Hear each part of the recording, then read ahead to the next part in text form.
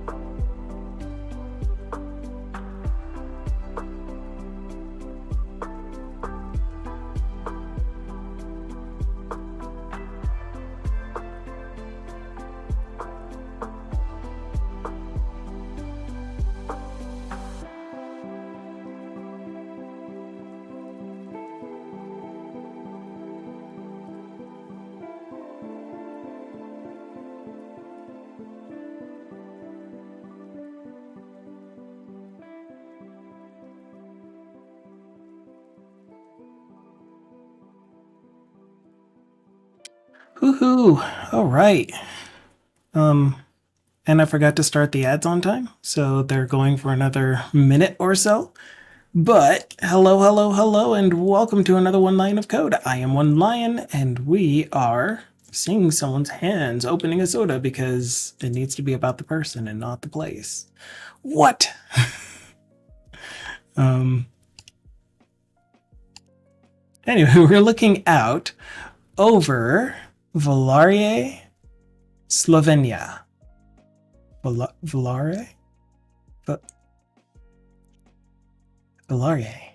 I don't know how to pronounce that. Anyway, this was in May. That is very recent. 2 months ago? 2 months ago. Wow. What a pretty countryside. Nice mountains. But yeah, that is our window that we're looking at. But today on the channel is Community Day. Community Day. Welcome in. Today is a day when we talk about whatever technology related topics you, the community, want to bring up. I have been driving it a little bit lately, so I will just allow it to be whatever it is today. We'll go to this screen because that's distracting. So yeah, more about Community Day. Community Day, I also open up the Discord so that you can use your voice if it's easier for you to have conversations and such. and you're comfortable using your voice, just know that if you do come into the voice channel, that your voice will come through on the stream and it will be recorded and the bot's not connected. All right, head break is over anyway. And community day. There we go. That's better. All right, so this is a little bit about Community Day and how to join via Discord if you're interested in joining via Discord. If not, just bring up your topics in chat. Bring up any projects that you've been working on or things that you want to show off, and we'll take a look at it. I don't have anything on the docket, is what I said.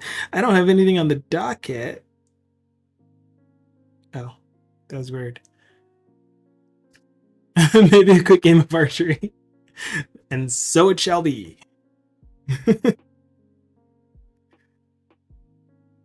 Right, and I guess I can take a moment to also respond to my parents. I was trying my best to make up for some lost time yesterday. I pretty much decided that yesterday was going to be my break, my vacation-ish day, my holiday, whatever you call this, my holiday, instead of today, because my wife and I were really wanting to go to the arsenal, to the wildlife refuge, whatever you want to call it, and walk by the little lake or pond or whatever the thing is. I'm pretty sure it's a lake. Let me see if I can pull it up on the map.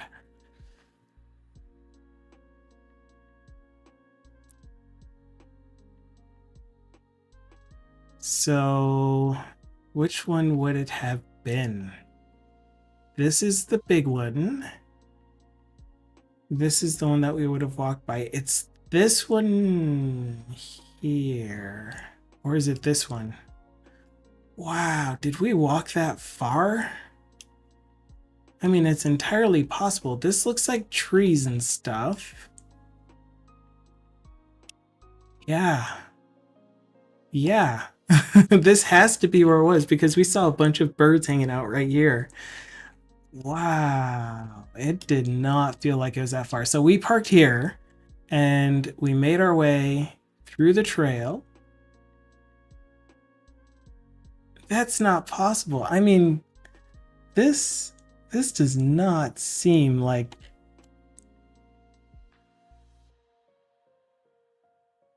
Wait a minute. When was this updated?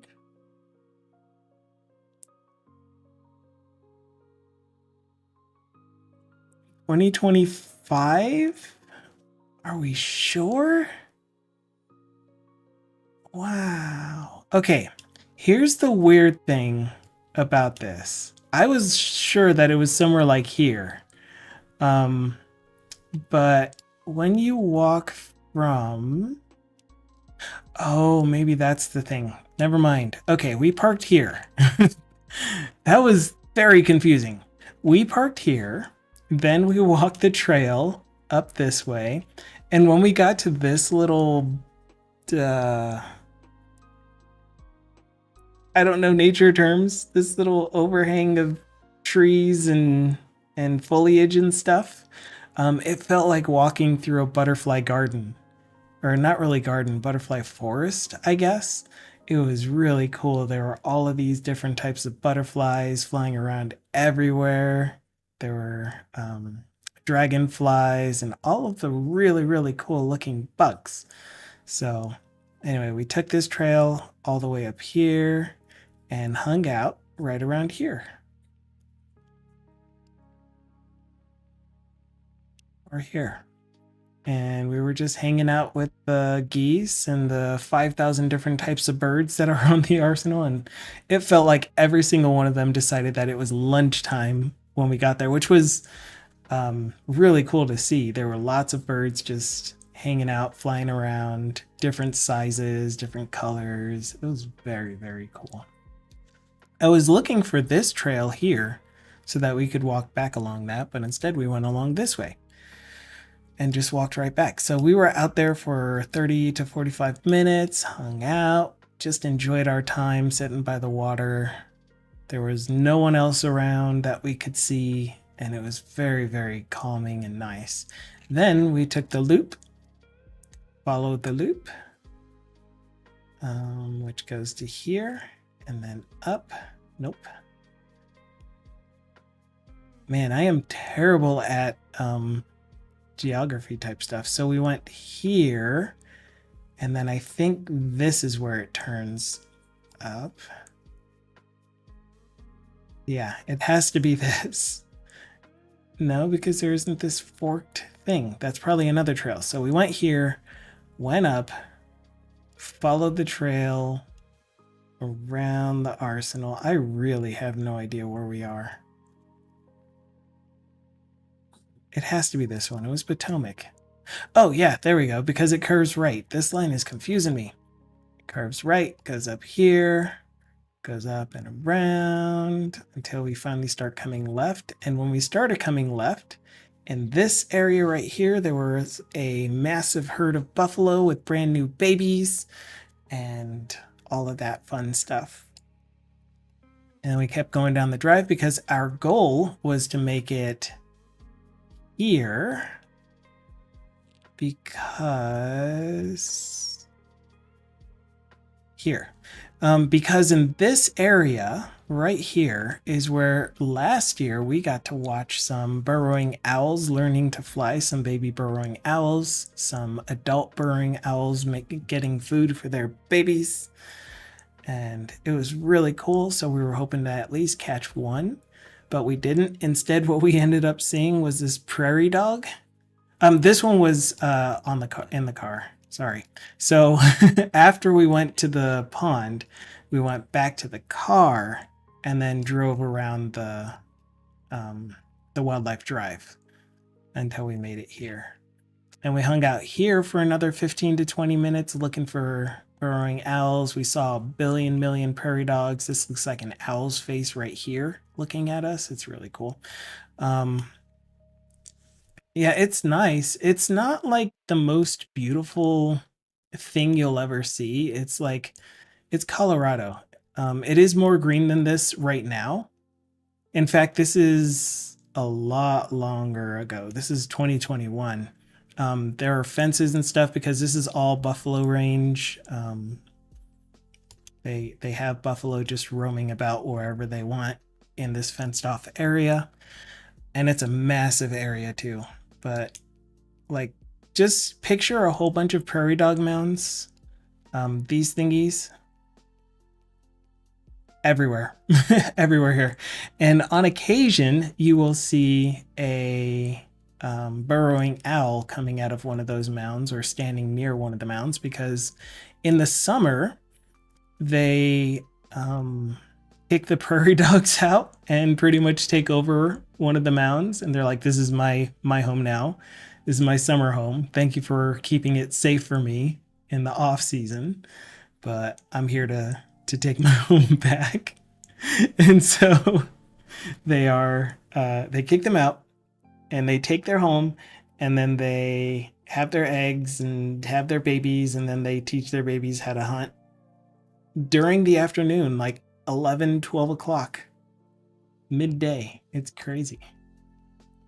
So we didn't get to see one this time though, but we did see this really fat one. And then there was this other one that was kind of sitting on its butt with its legs forward, kind of the way a bear would sit if it's sitting upright. And so it was just sitting back, kind of hunched over, and you could see its eyes closing, and it was doing the cat thing where it was starting to nod off. And I was like, if it twitches like a cat falling asleep, realizing that it's falling off balance, I'm gonna die. And within a couple minutes, it was like, it was so kawaii. You should have seen it. I didn't take any pictures or anything. Then when we got all the way down here next to the fence, which again, the fence might not even be here, but I can kind of see it. On my way to work, this is the way that I used to go to work. There was an owl that was almost always in this tree. but right around, actually, nope, that's a lie. It would have been back here. It's just that the fence isn't there. So right around here, there was this bird of prey. I couldn't tell if it was a kestrel or a falcon. I'm not very good at identifying them. But it had I'm going to call it a corpse. It had a corpse in its hand and it was eating it on a pole over here. It was very majestic and also like, damn, nature. Damn. So anyway, that's what we did yesterday. That's why I missed off on a whole bunch of, not a whole bunch. That's why I wanted to make up some of the hours today with the work that I was doing on our tracks. So I did more stuff that we were working on Wednesday, and I finished that up. And now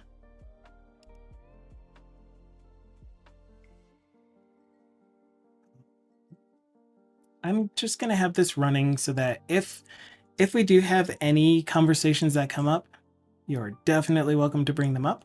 I'm not expecting too much, especially on an American holiday when there aren't very many people around, as it were. But yeah, just bring up anything. I mean, I'm almost always wanting to be productive. It's my modus operandus. But yeah. Anyway, that's it. Let's see. I guess I could try to respond to my parents.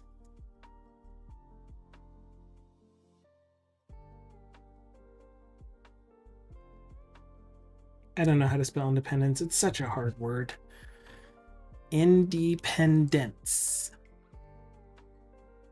E-N-C-E. Yes. Independence. Oh my gosh, it's a little early. That was a little early. Let's try this again. Oh my gosh, it's a TBD raid. Wow, I didn't know you were coming here. No clue at all. I didn't know. Why are there two messages?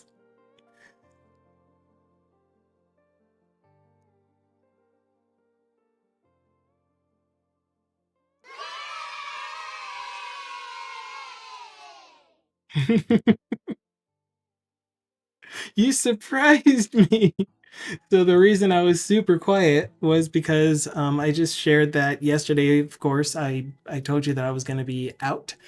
And so I went on a date with my wife. We went to the Arsenal, which I just closed. So let's go ahead and re-show that. I was also looking up how to spell independence or independence. Maps. Let's just go back here. So yeah, welcome in, Raiders. TBD, how was your stream? What were you working on? I'm sure it wasn't Liquid Sky, was it? That wonderful, amazing app that promises to be something that I would really want to use if I was on a team, or even find out ways to use it as an independent developer. But if you don't know TBD Gamer, pretty much everyone that's here came in with TBD with his stream. Oh no, what happened? So yeah, I will do the blurb for Liquid Sky. If you were in TBD Gamer's stream and you got rated over and you are not following him already, then I would strongly recommend giving him a follow if you like content. So I really enjoy TBD's content in general. He's a great .NET developer. And yes, we did have our discussion, but I wasn't trying to reprimand you or say anything negative about it. I just wanted it to be a healthy discussion. But the topic can be whatever you want. So he told you a little bit about what Community Day is, but I will put the blurb back in chat. Community Day is a day where I invite you, the community, to bring up topics that we discuss as a software development community. Things that you're interested in, technologies that you're interested in.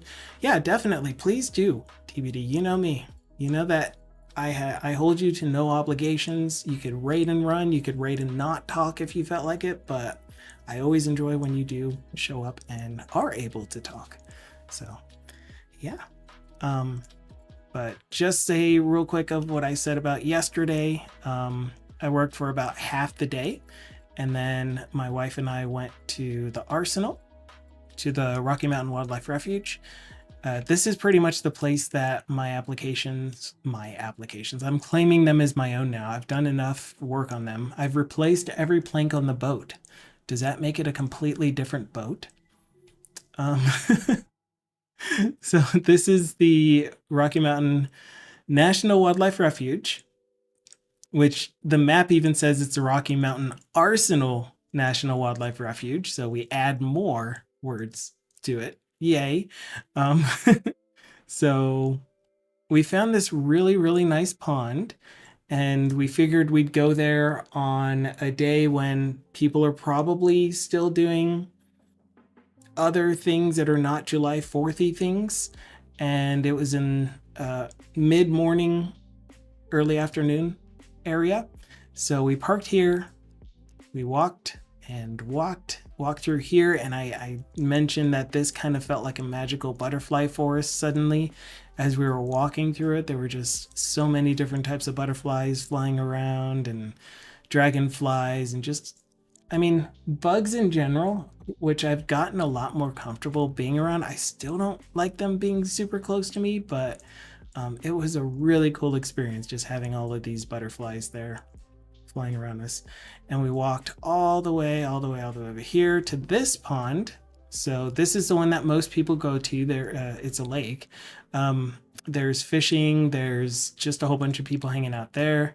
And we went this way, and we hung out at this pond. There was this little bench right here that we got to just chill out on, watch some geese, and then a whole bunch of birds came in because it was lunchtime for them suddenly.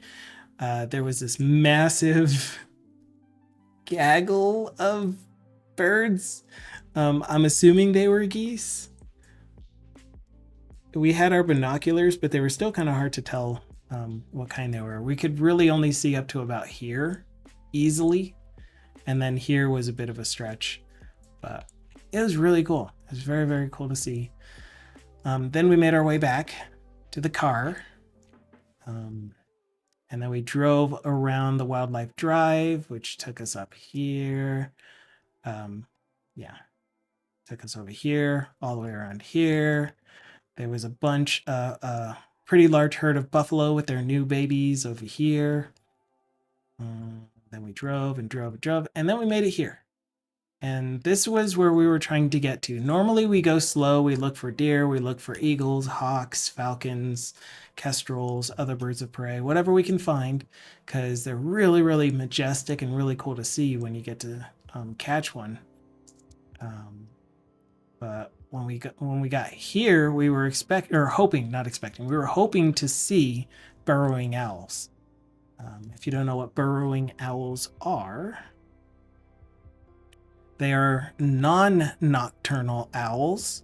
They pretty much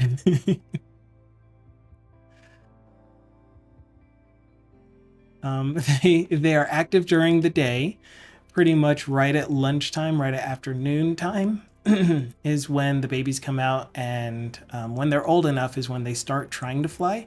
So they'll fly off from the mound that they have. Oh, what's the word I'm looking for? Requisitioned? That they burrowing elves, absolutely, and hi Thindle. That they have procured, or what is the word when a government official, law enforcement officer or whatever takes your vehicle because they need it for whatever thing. Anyway, that's what I'm trying to say. From some prairie dogs, and if you don't know what prairie dogs are, yeah, it is requisition, isn't it? These are prairie dogs. Aww. Oh my gosh. So they are rodents, but they are very, very kawaii. Very kawaii. So what the burrowing owls do is when they come here in the summer, or in the spring, I guess, to have their babies, they kick a prairie dog family out of their nest, out of their whatever you call these thingies,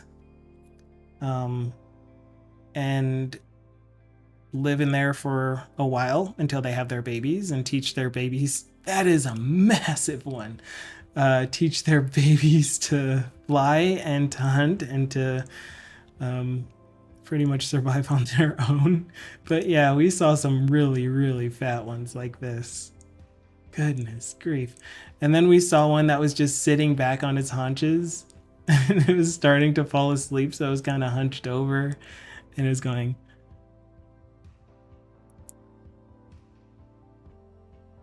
And then it twitched. And then I died. I died inside. In the best way. Like my soul left me and I was super duper happy. I was in bliss. It was so awesome to see. Anyway, so that's what I did with my yesterday. And so this morning I was working on our track just to finish off the stuff that I didn't do yesterday. And that's what I was doing all morning until now. And so what I'm going to do is I'm going to have that open. I'm not expecting to do work on it. I would rather have conversations with you today, especially if you have any topics that you want to bring up. I am happy to discuss them with you. That's what today is all about. Topics that you are interested in, things that you've been doing lately.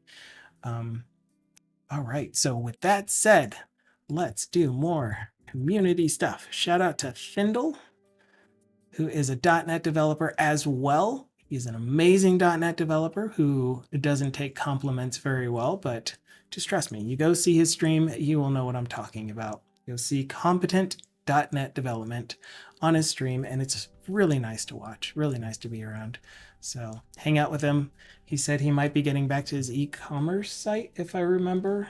I think I saw that in Discord. We can talk about mirrors, but yeah. We can talk about eviction. It's not a full eviction because they get their house back afterwards. But yeah, it's kind of an eviction. You did some on Tuesday. Awesome. I'm pretty sure I was lurking. I've been devoting a lot more of my non-streaming time to doing R-Track stuff. That even means time that I usually spend. What's the word that I'm looking? I am out of words today. Holy cow.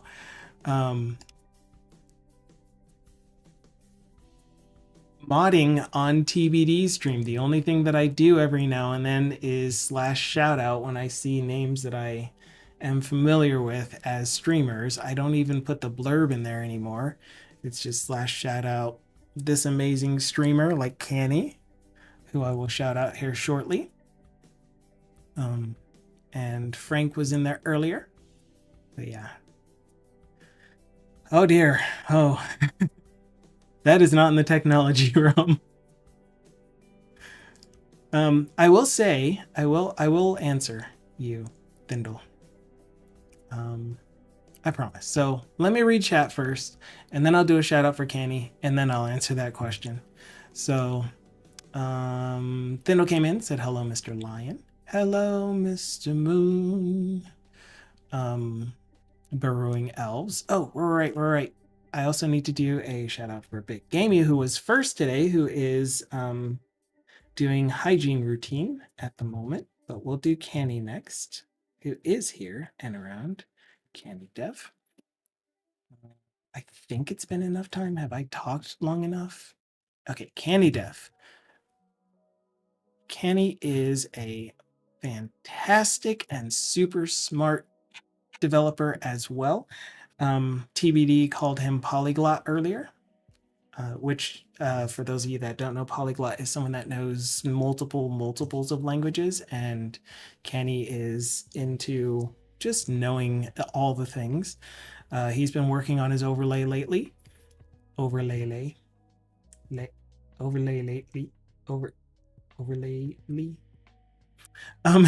Which is full of a whole bunch of cankles Yes, that's what I call them because every time I hear you say kenku, I hear cankle, which are, the things that people have where their ankles are so thick that it looks like an extension of their calves. So they're called cankles.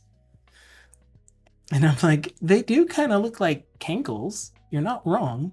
I don't want to be represented by a cankle. But then you spelled it out one day on the stream, and I embarrassingly learned that they are kenkus. So my bag. My bag.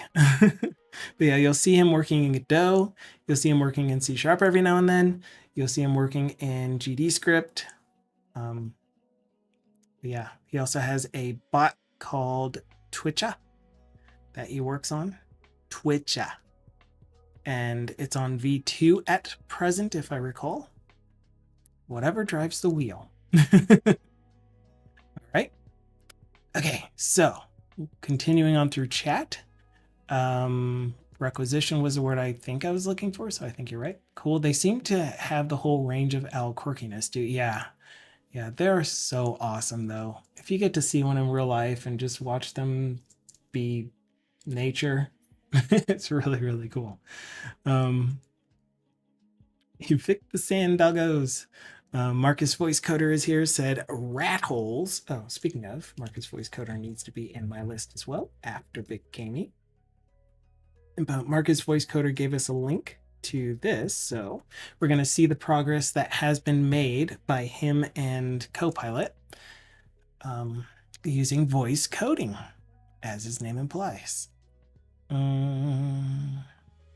Then I've been doing a bit of Google Maps works as well. Very cool. Hey Kenny Marcus and Wadies. So it's like you watching a mirror. Yeah, I did some on Tuesday. So which thing was like me watching a mirror though? Was it something that I said about going around the track, or was it Marcus saying he did a bit of Google Maps? I was a little confused. I've got to read up on some stuff because watching me read documentation isn't fun. I mean, I think most people are there to have the camaraderie with you. Like you, TBD, you all know how to engage your community in ways that is just like, we'll talk when we talk. And I'm like, work, work, work. If it's not work focused on my work days, then I don't want to hear from you.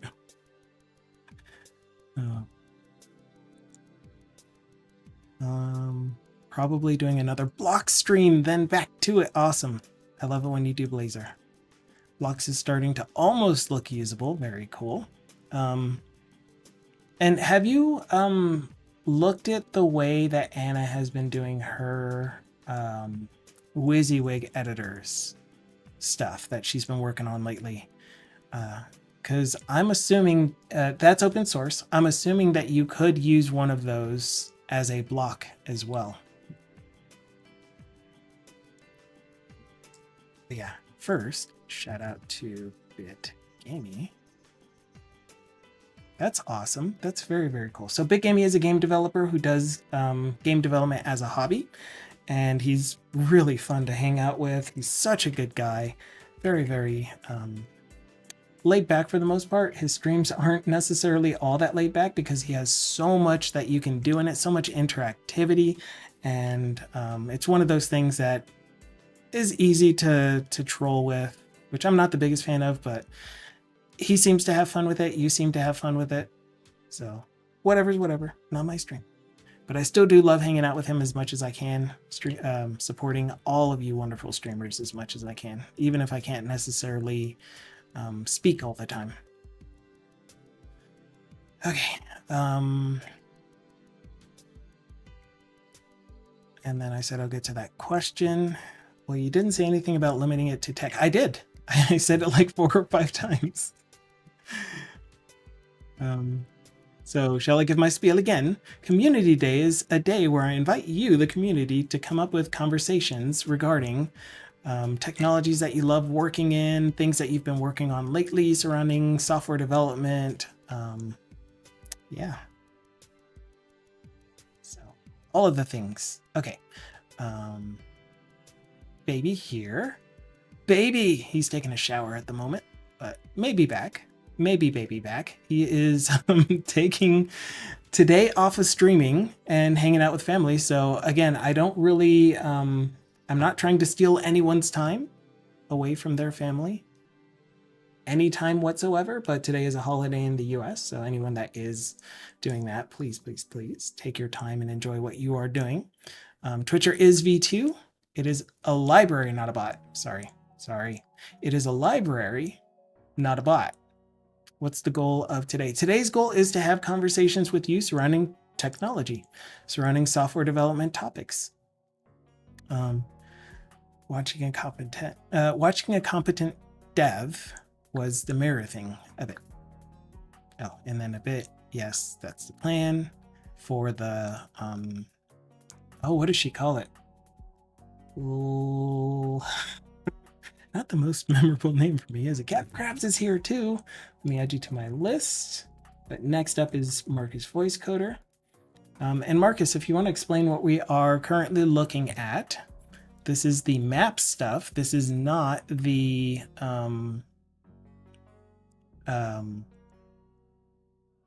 AI word tutor. So this is something I'm assuming that Marcus, and I see that you did post. Shout out. Something that Marcus was pair programming with AI on. And you can see that it seems like he's getting, either you're prompting it differently or you are finding ways that are like, okay, I see you like this pattern, so we're going to leverage that. And we're going to allow you to keep using that pattern since you are good at it.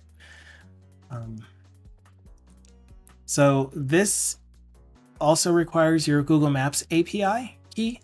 And I assume that means that you would need to clone this and run it on your local machine in order for that to work. There's no way to provide your API key to this application.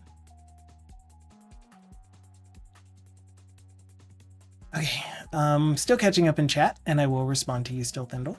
My plan is to have a couple of packages, the editor itself with 0 external dependencies, and a couple of more libraries that have just blocks with different dependencies. Perfect. Yeah. I mean, if you can make it in an extendable way where people can provide their own Razor or Blazor component or HTML for their own blocks, that would be even more awesome. Extreme example, Telerik blocks, Blazorized blocks, Anna blocks, etc. Captain Krabs is here. Captain Krabs says, I would say let's talk about how flaky the game industry is, but I think we all know by this point. I wouldn't be able to comment too much, but I will absolutely listen to you and hear what you have to say about it. If you have some informed, I'm going to call them informed opinions still. I was hesitating because I didn't know if I wanted to call it opinions or not, but yeah, if you have some informed opinions about that or some strong opinions about it, then that's cool. The one thing that I ask is that you present it in a fair light. That's all. In a mindful way. Man, it's fine. It is right here. Oh, Zelda is right here sleeping. I don't emoji speak very well. I'll learn. I already struggle to read words. Adding emojis in there is like my brain just goes. Eh. Oh, right. I guess the other thing that I could do today while we are getting into some topics is adding the sound effect that Bardaki gave me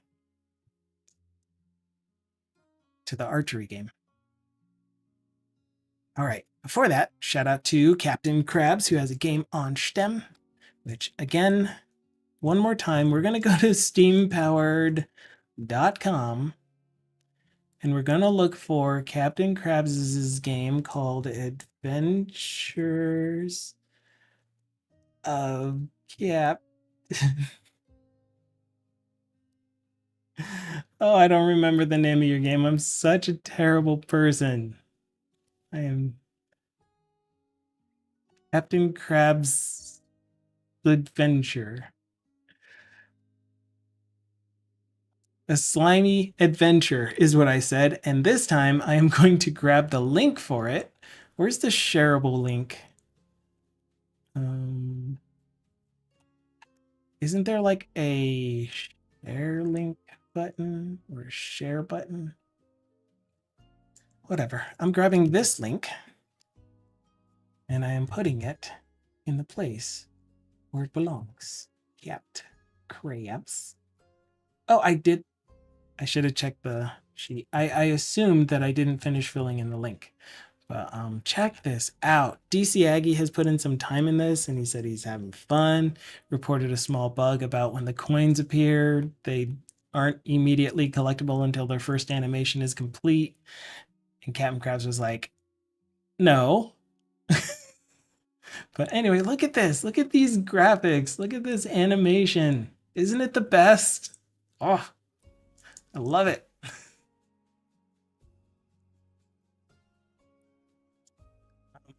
Sorry, gushing. Darun is here. Hello, Darun. I second the whole reference when I'm answering to thing, but I'll try to get better. No worries. Blow your fingers off Friday. No, please. I like having these. They're very useful for making things happen on a screen.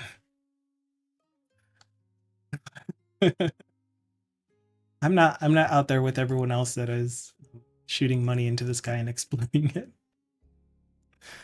I find it very hard to use Street View with voice, hence the app. Okay, so back to the app. So this is an app that Marcus Voice Coder, as I mentioned, he didn't explain how he got to this point, but my guess is that he has been working with Copilot to put together another app that is assisting with certain gaps that happen when you are not able to use your hands while navigating the interwebs. One of them is finding difficulty in using Street View. That's what you said, right? Street View. Where are we? Street View using voice. Yep, with voice. So he created this. It just shows street maps at the same time as the map and advances automatically. No key required. There's a default route, but you would need your own route star.gtx file. Smirking Squiggly is here. Hello, Smirking Squiggly. Oh, it is. I know it is, Bindle. I don't exactly know what, but I know it is. Functionality. Oh, the extensions. Okay, cool. So it's extensible. You can add your own custom blocks. Very cool. And we have an example of it. We'll get to that here in a half second. For custom user blocks provided. Search for Captain Krabs. We found it. We found it. Oh, and I didn't actually paste the link to the Star app. I'm doing great. 16 places at once. So there is the store app for Captain Krabs' A Slimy Adventure. I will remember that one day. Wishlist it. Tell other people about it. Follow him. Make sure that you get him visible on Steam some more. Yeah, do all the things. All the things. I need to figure out how to get on the Steam algorithm more. Yeah, so the way that I hear is you get lots of follows, and follows are easier to track. And I'm just regurgitating this from other game dev streamers that I've heard. Follows are easier to see by bots than wish lists. So following is important as well, but also wish list. It's not going to hurt you to wish list. Just do it. And on top of that, if it looks fun to you, if it looks affordable to you, then just buy it. Just buy it. Give them some sales. Okay, so yes to Google Street View. And it's a GPX file, not GTX. And do you need to go to college to get into STEM? I don't think so. I mean, I don't know for sure. TBD Gamer is back from getting his coffee. There are a whole lot of captains on stream. Whole lot of captains. I only see one big captain. That is the Captain Crabs. So cute and happy. Google Street View. Okay. Gosh dang it. It requires an Intel Core 2 Duo. College STEM was a bad reference to STEM, by the way. Yeah. And that's why I'm saying I don't know. What it like is STEM just the curriculum, not curriculum, the education. Oh my gosh, what what am I trying to get to? I'm not doing words today. The other thing that happened yesterday is right when we got back, and I thought we were doing okay because we were drinking plenty of water. Right when we got back, my neck was just suddenly, I had this tension headache that was right at the base of my skull, spanning all the way across the back of my neck, and then it was shooting out my right eye, and it was very, very painful. It was a very rough time after that. I've got a nap for that. Yeah, exactly. Marcus Voice Coder has a training app. I know what STEM stands for. Is it an academic term only, or can it be used in general in like private sector is what I'm trying to get at. So if I slow down and I think about what I'm trying to say, I might be able to get some words out. So does STEM imply academia, or does it just imply the industries of science, technology, engineering, and mathematics? Oh, okay. I think private sector only wants a single letter at once. That hurts my brain. I'm sorry. I'm sorry. So I think the whole thing is academia, but don't quote me. Yeah, and I don't know for sure either. So then, because whatever we decide on that would have informed my response to, do you need a college degree to be a part of STEM? Because if it's academia related, then my assumption is yes, unless there is a way for you to be a teacher in STEM or to be a student in STEM. I guess being a student in STEM is another thing. So that doesn't require to have graduated. Okay, let's look at one of these pages, like route management. Are we in your backyard? Okay, and if I were to, or not if I were to, how do you use this in a way where you use your voice? Are you telling, I distracted. It's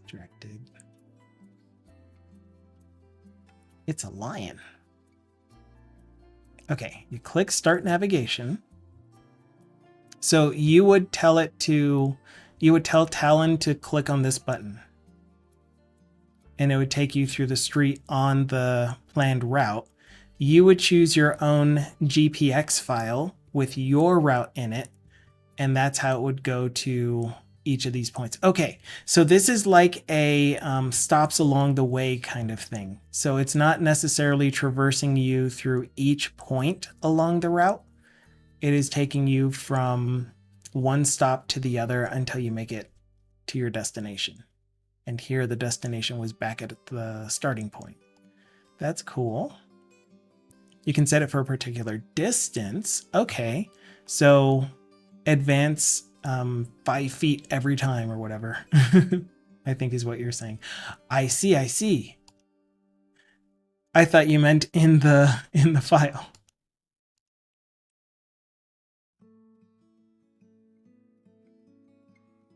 Yeah. Okay, so you have the delay, you have the well, it still kind of looks like it's going further than 10 meters at a time. It's going for every node on your route. So that really feels like it's only using the route itself, the nodes in the route.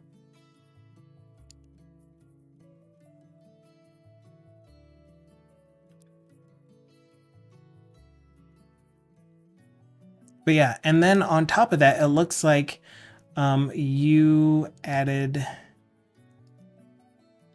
some toggleable things up here.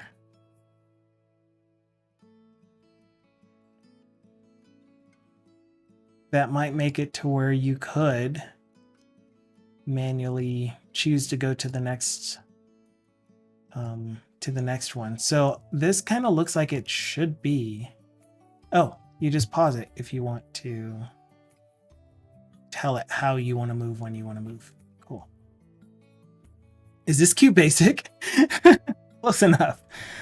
Just a calculated speed. You can also click on the map to view. But again, I'm trying to see all of the benefits that you have given to users that aren't able to use their hands to navigate the site or navigate Street View in Google Maps. So I'm just praising you for it, of course, and pointing out the features and stuff.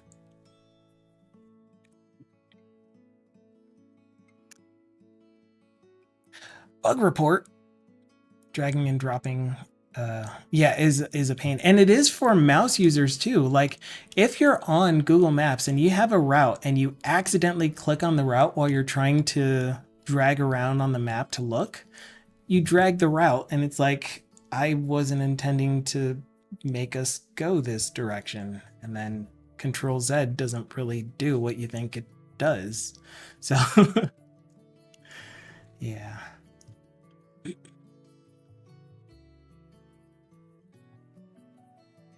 Yeah, very cool. What were the other things in here? Are these just descriptions, like landing page descriptions of what you can do with the app? Or are these things that are to come? This is just landing page descriptions. It has a dark mode toggle. And of course, this is the default dark mode colors. Yeah, and that's completely okay. I'm not like trying to be like, why did you put this in here? I'm just wondering what they were. I was wondering if there was more interactability that I could click on to show off for the app. And this is definitely the major feature of it, which is here's your map view, here's your street view, and if you load in the route that you want to go through, then you can traverse that map. And so if you wanted, you could pretty much in your route, well, how many stops does a route allow?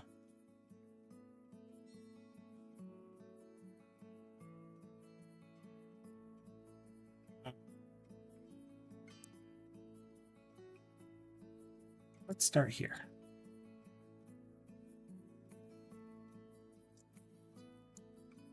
Let's go to Missouri. Let's go somewhere around here. I don't think that's how this works. That's not how this works. Where are we? I'm lost. Somebody help. I'm gonna get lost. I'm never gonna make it back home.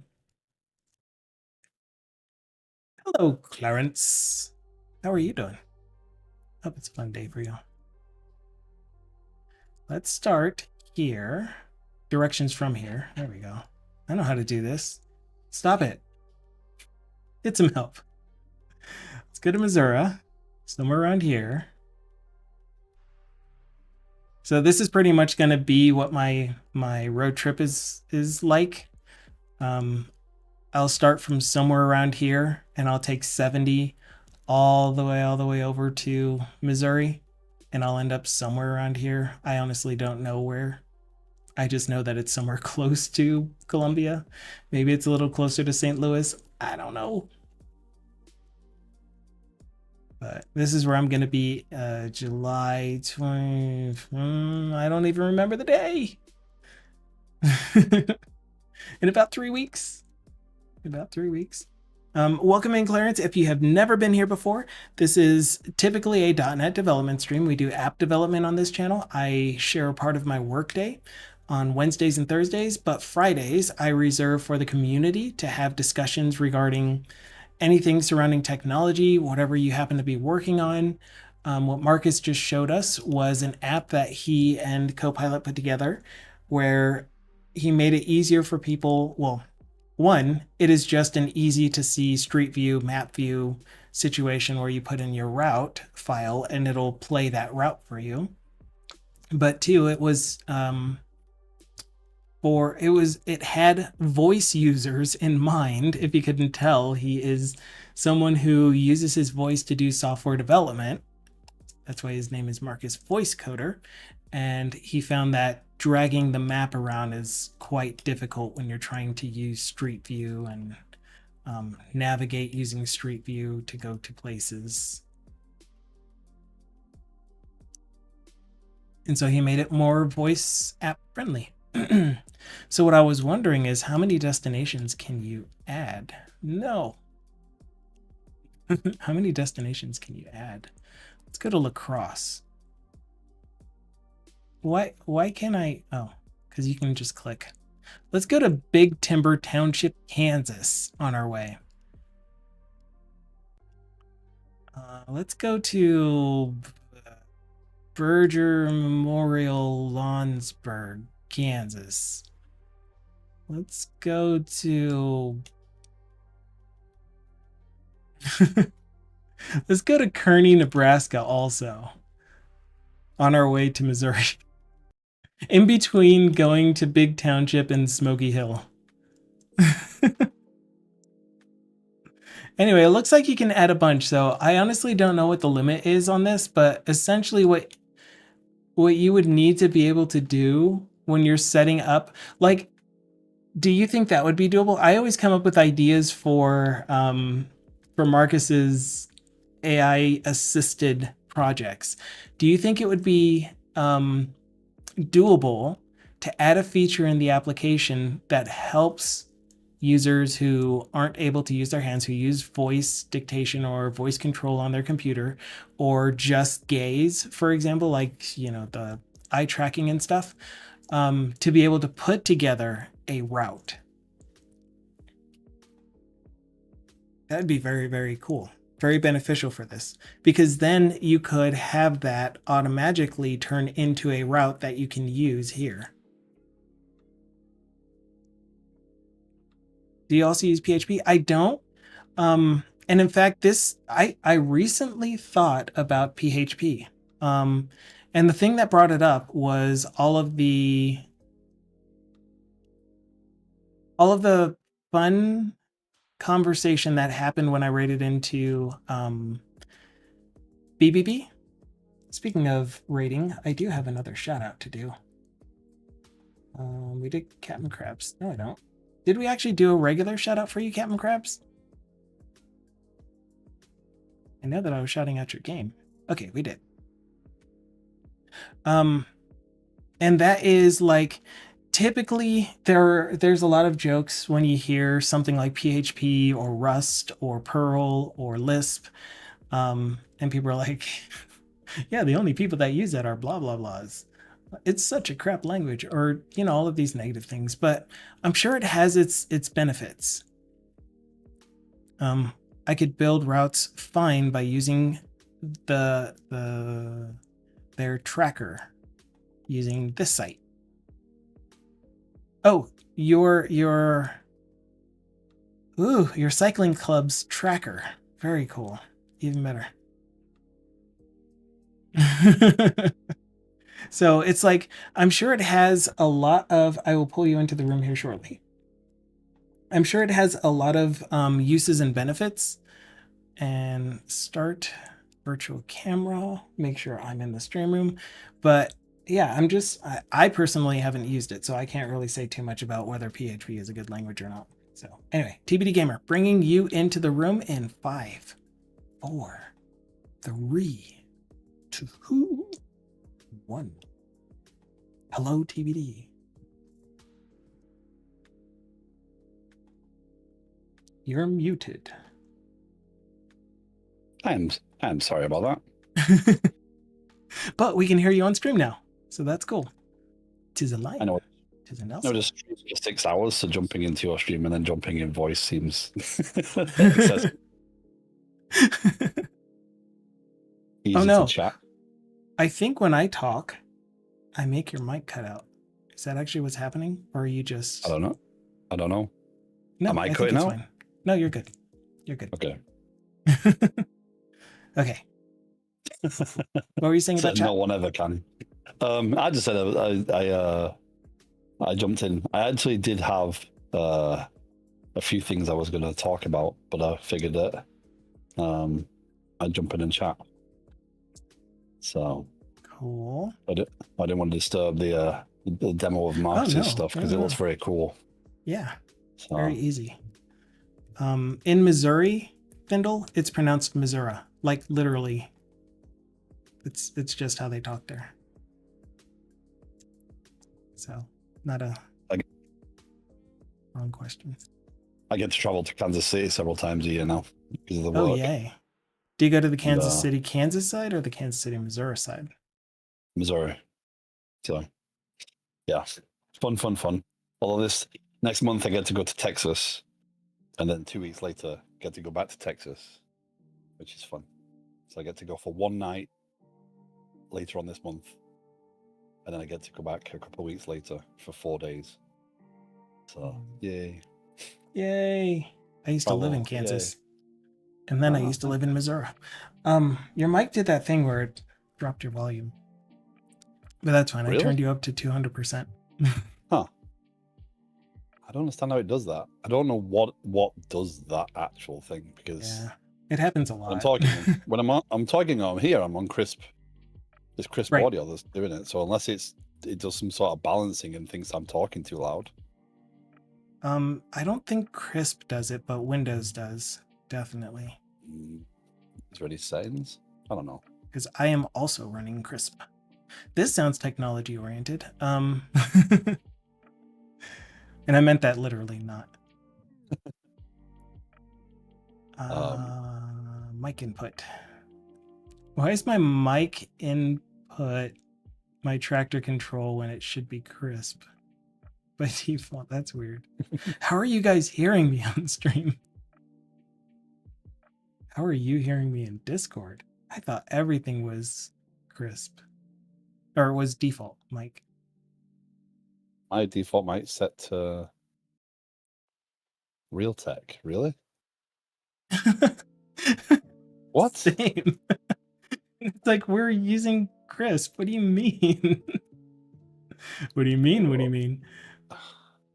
Voice focus reduces background noise, audio. Yeah, that's the only thing that I have for Crisp specifically.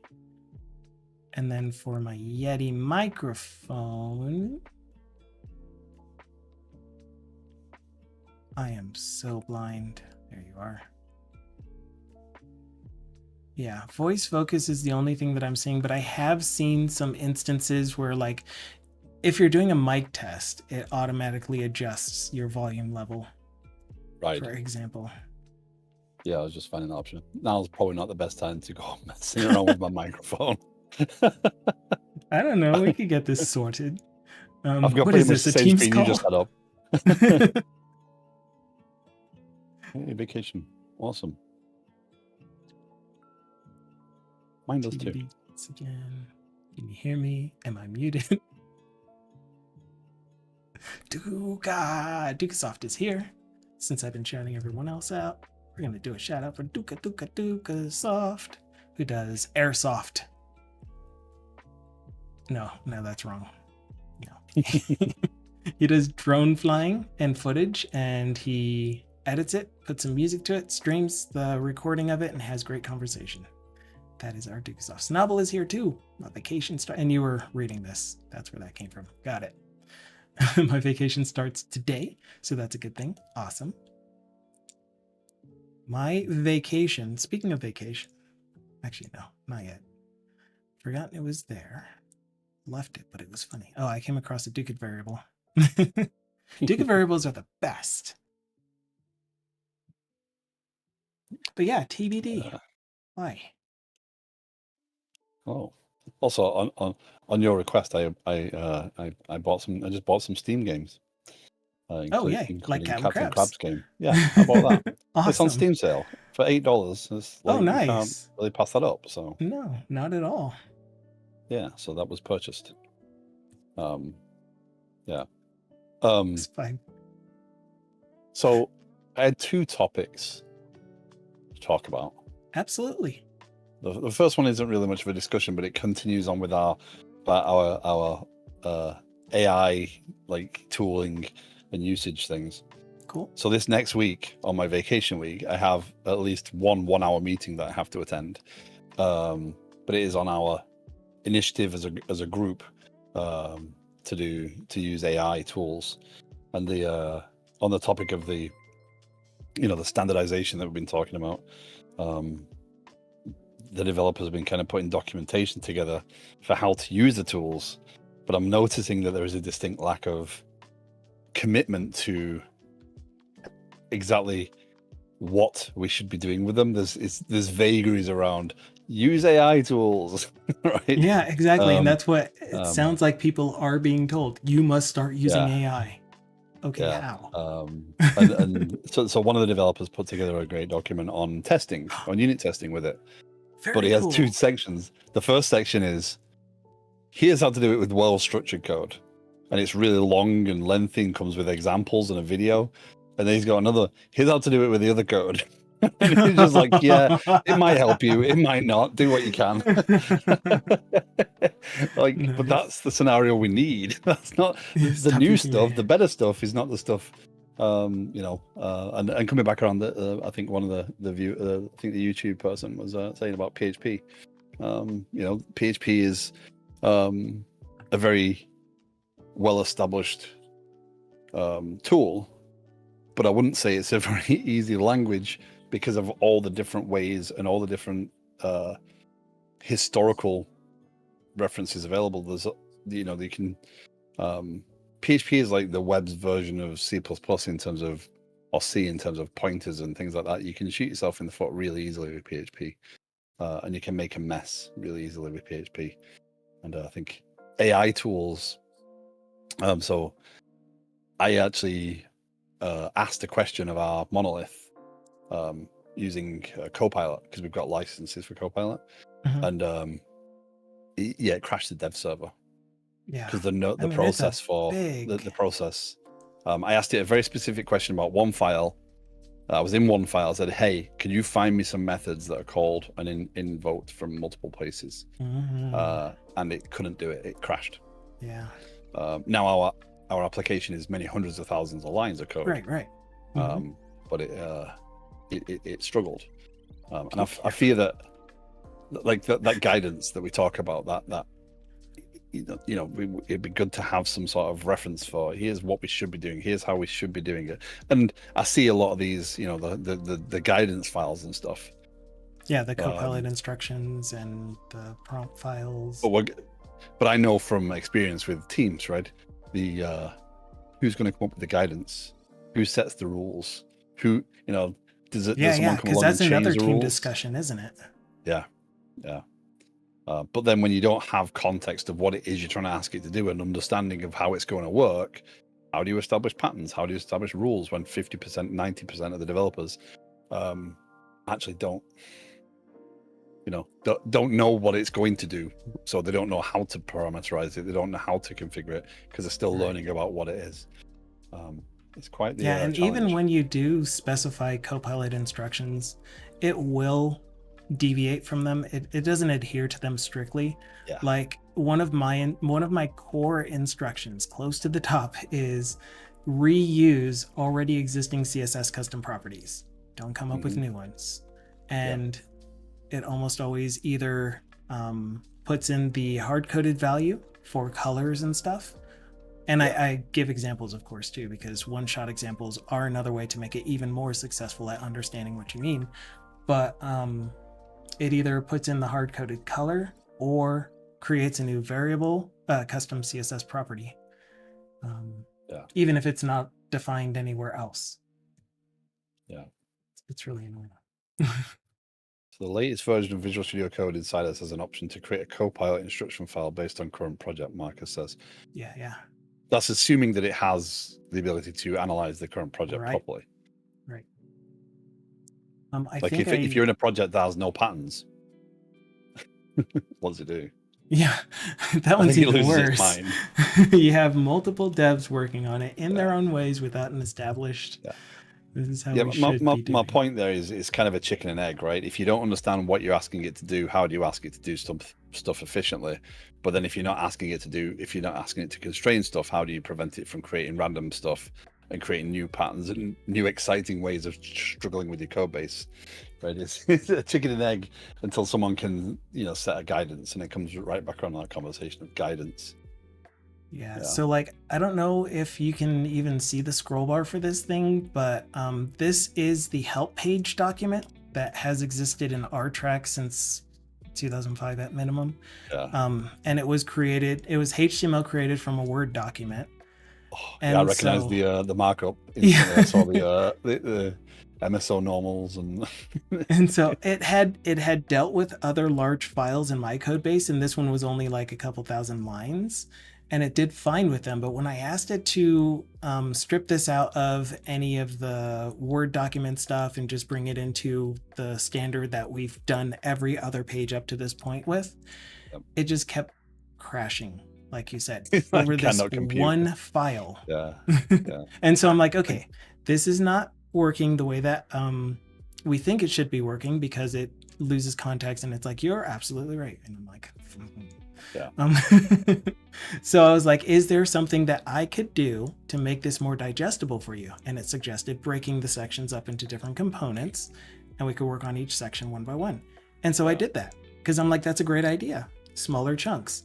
And we started on a chunk that was just the table of contents section. Mm-hmm. And it also gave failed to respond messages. And I'm like, okay, that doesn't make sense. So what I ultimately ended up doing, and this is one instance where trying to utilize Copilot to help me along with this failed. And so I fell back to doing it the way that I would have normally. And so since I couldn't just do my normal select everything that looks like this, delete it, because there's content in very, very odd ways, I just took all of the rendered content, pasted it in, and then did my normal select everything that starts with figure, format that a specific way, put the image in, all of that stuff. So, I mean, it wasn't very much time lost, but it was still additional time.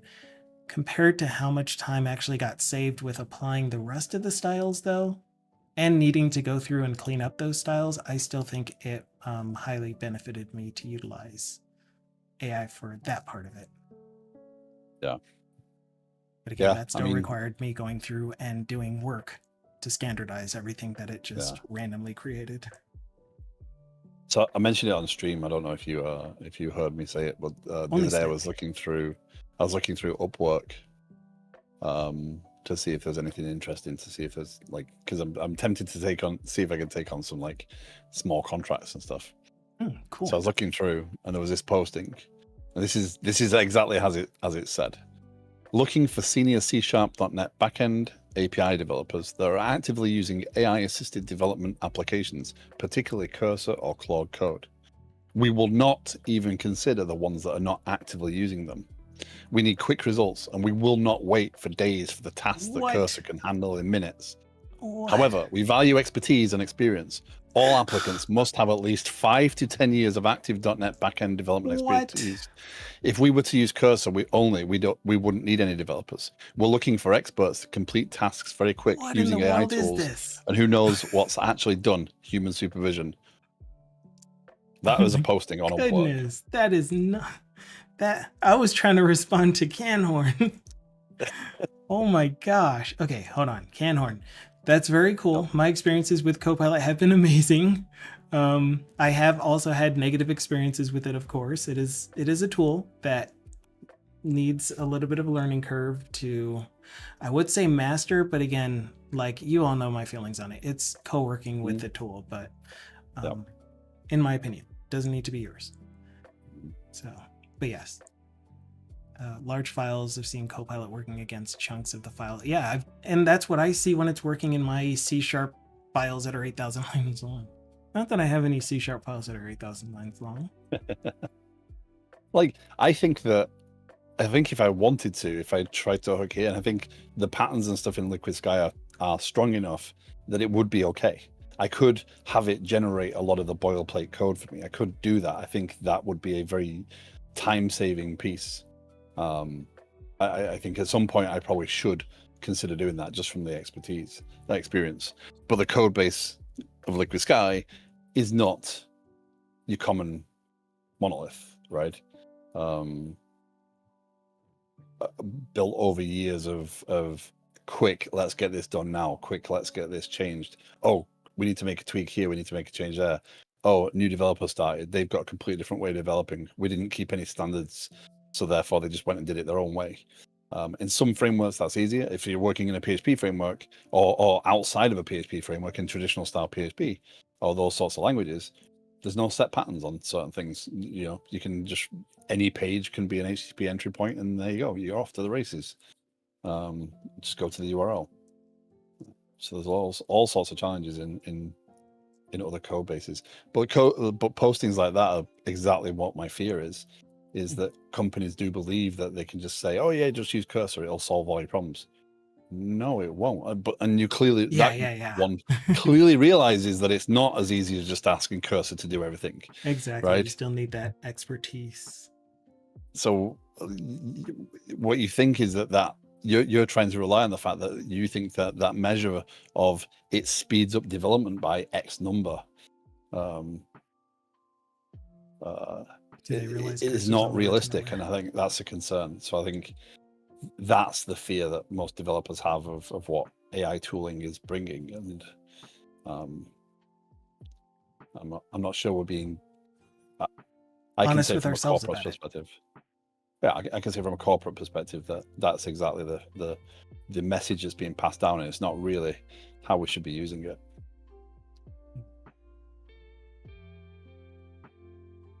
It's weird.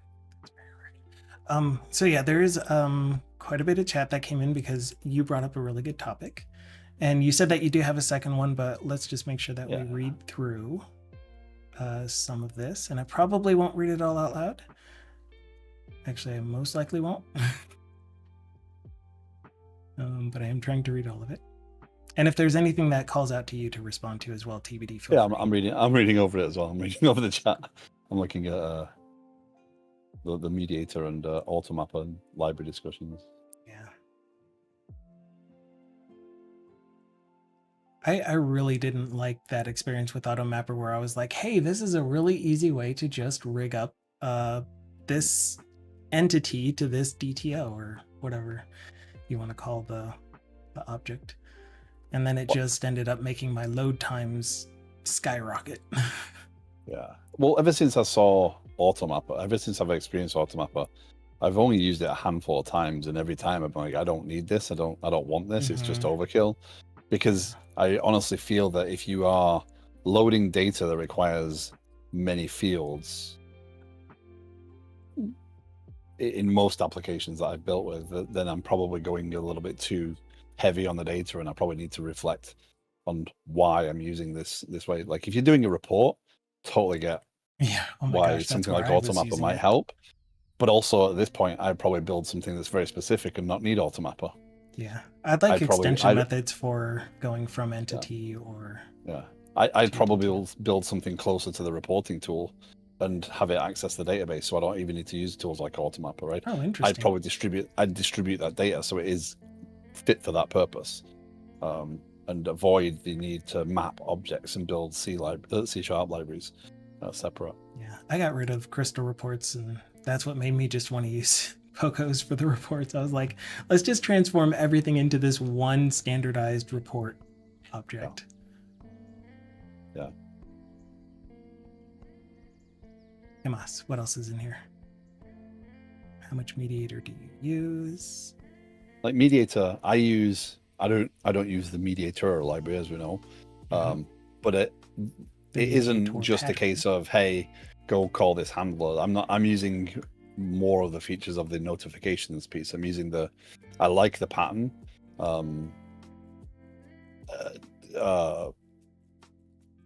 Fast Endpoints actually provides its own version, and apparently Microsoft's building the mediator stuff into .NET. into the framework for ASP. But it's a good pattern. I'm using the notifications aspect of it in Liquid Sky, so I use both the sender and the publisher. So there's a little bit more to it than just a few lines of code to replace calling it. But yeah, it's a good package. But yeah, Automapper, I won't. I've heard that there have been improvements. I tried one of the improvements, which was using their source gen version. I think there's a source gen version that pretty much creates extensions. Right. But it's still like, I'd rather manage that myself. It doesn't benefit me more than it has gotten in the way, especially when it comes to debugging. Yes. Yeah. And oftentimes it doesn't need any sort of especially considering your use of AI tools. I bet that really cuts that down anyway, because you can just say, hey, map this object and it'll do most of the code for you. I haven't had to do that because I've really only been using it on the front end stuff. Yeah. It's more like, just sketch this out in a layout that the user can use that's a little bit more appealing than it used to be. It kind of did it. I did get some feedback from the tests that I deployed from the lab, which was amazing feedback. They love the dashboard. They love the way that it moves around, and it has this issue and this issue and this issue. And it was very constructive, very useful. So that's nice. Smirking Squiggly said that they started using fast endpoints recently. Yeah. Fast endpoints fits well from my way of thinking about web. I don't like controllers. I don't like big dumping grounds. I don't like the word service is a challenge for me, because I feel wrong when I'm building services, and I've looked through some stuff and be like, no, we don't need, just moving it all into a service does not solve the problem of organization and readability. Everything goes in a service, but then those services go in domains, but then those domains go in. Yeah. So again, why I like Mediator, I like breaking up that design into behavioral, and fast endpoints fits well with that for me. Yeah, I just didn't like the whole one endpoint per class. I just couldn't. I couldn't. I like that. It's an organizational thing, right? If you've got a controller, it's organizational for me because all of the actions in that controller are related to that controller's domain. Well, to me, yes, to you. I've seen far too much of the where does this fit? Oh, it fits here. It kind of makes sense here. It just kind of, and we don't align to a domain. Align to the data object in the table, and then it's like, yeah, but that's a behavior, that's an action we're taking, not a if you get something that's like associated objects of something, then you end up with which controller does it land in, and you have to go searching. Very true. So, yeah, the good thing about being a solo dev though is that I kind of know, well, I have at least touched or seen every piece of the code, even if I'm using AI, except for my solo projects, on my own, my home network stuff, that is almost all AI gen. Yeah. With very little from me other than cleaning up things that are not to my standards. But like I say, right, what matters is you can navigate that code. You understand where that code is. If you're asked to make a change, you are comfortable as to where you're going to make that change. That's what matters more than my opinions on how it should be structured. And I think we spend a lot of time trying to figure out how to follow other people's rules on code, and it's not rules, it's just their experience. And we should pick and choose. I'm a pick and mix developer, I suppose. I like that advice. I like that advice. No, I don't like those pieces. I mean, this is definitely where I'm at. It's find all of those things that are resonant with you. If you work on a team, it's different because you kind of have to negotiate what exactly that team's values and approaches are. But for yourself, for your own integrity, as long as you're operating out of your own one word that I really want to use here that I would love to be able to find in my brains, conviction, Right. the things that you truly believe in, then you are going to make excellent code that you can maintain. Yeah. Yep. In my opinion. Yeah. So that is actually a good segue to the second topic I actually covered. Awesome. And also, hi, So DCA. I'm going to take the opportunity to ask this question because this is more appropriate Please for do. your stream than it was for my stream. So you're looking through code bases, right? And the code bases are not your code bases, but they are in the same organization. Okay. What is your comfort level with raising some of the design concerns you have with other people's code bases? Ooh, I can actually answer this because I have the one. Yeah, for the good of the product. I have one experience where I worked on a team that had to collaborate with other teams. So I wish I could just say the product because it's so much easier to describe the examples. We had the product that I was working on was a device checker. Not maintenance utility. Gosh, I can't even think of what the name for it that I was giving it was. But it was pretty much an app that you would use to check your hardware, a hardware diagnostics application. There we go. Right. And so the company that we were contracted with have a whole bunch of different products. Yeah, you can't see his name up there because streamer mode. Anyway, yes, that's TBD. So they have a whole bunch of disparate products, not just products, disparate products. There was another one that was responsible specifically for giving information and updates and troubleshooting help with your display devices from that company, your docks from that company. And so what we were needing to do is that was a different contract team even. So it's another team within the organization, but different contractor that's doing that job. And I was the liaison for, we needed to bring their tool into the hardware diagnostics tool because we wanted it to be one all-encompassing tool that was styled the same. And so in that regard, it's like they're using Angular. That's where I learned a lot of the Angular that I do know currently. And they're following very different rules for how they are putting style attributes on HTML elements, for example. And it's like that makes it to where we wouldn't be able to customize whatever components you're creating in our parent app because it's really hard to override style tags.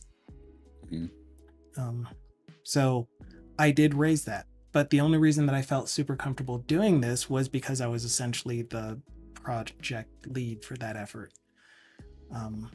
If I were to be doing that, like I was just looking through their code and I'm like, you guys are organizing this in such a way that you aren't going to be able to maintain this tomorrow. Like not even years out, just tomorrow. Would I be able to tell them about that for the good of the product? Oh man. Yeah. I don't think I would be very comfortable. So that long answer was to say, not very comfortable unless I am like a decision maker in a decision-making position. Well, I have access to repos for a group that they probably wouldn't want me having access, but I do have access, and I want to improve. Well, yeah. So the general question is open to everyone. This is why, again, it's more appropriate for your stream than it is for mine particularly. Is like, do you? I care about the product. I care about the end goal of everybody, right? But it is not for me to go and stick my nose in and dictate, oh, you're doing this wrong, or you're doing this wrong. It's just a general comfort level. I am in a position where I'm more senior, so I do have some sway, but not on those particular products. But but where does the level of interference. Yeah, Get too like much. and I'm assuming that it would also, like, of course, with many things like this, it would depend on the makeup of the organizations themselves. Like, how close are you with the other teams? Are you in competition with them? Like, does the company make it to where one team, if they are doing well, the other team doesn't get resources? They're the ones that get the resources. Um, because if that's the case, then like I just don't see any cross team conversation being possible in those scenarios.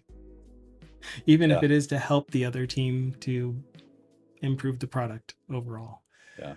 I have Um, a I have a sneaking suspicion that even though some contribution is encouraged, too much contribution is punished. oh, of course, That's absolutely. my fear. And would you be able Uh, to crosstalk with the project lead? Because other companies that I have seen do have essentially stand ups or agile meetings with just the leads from the various yeah, teams.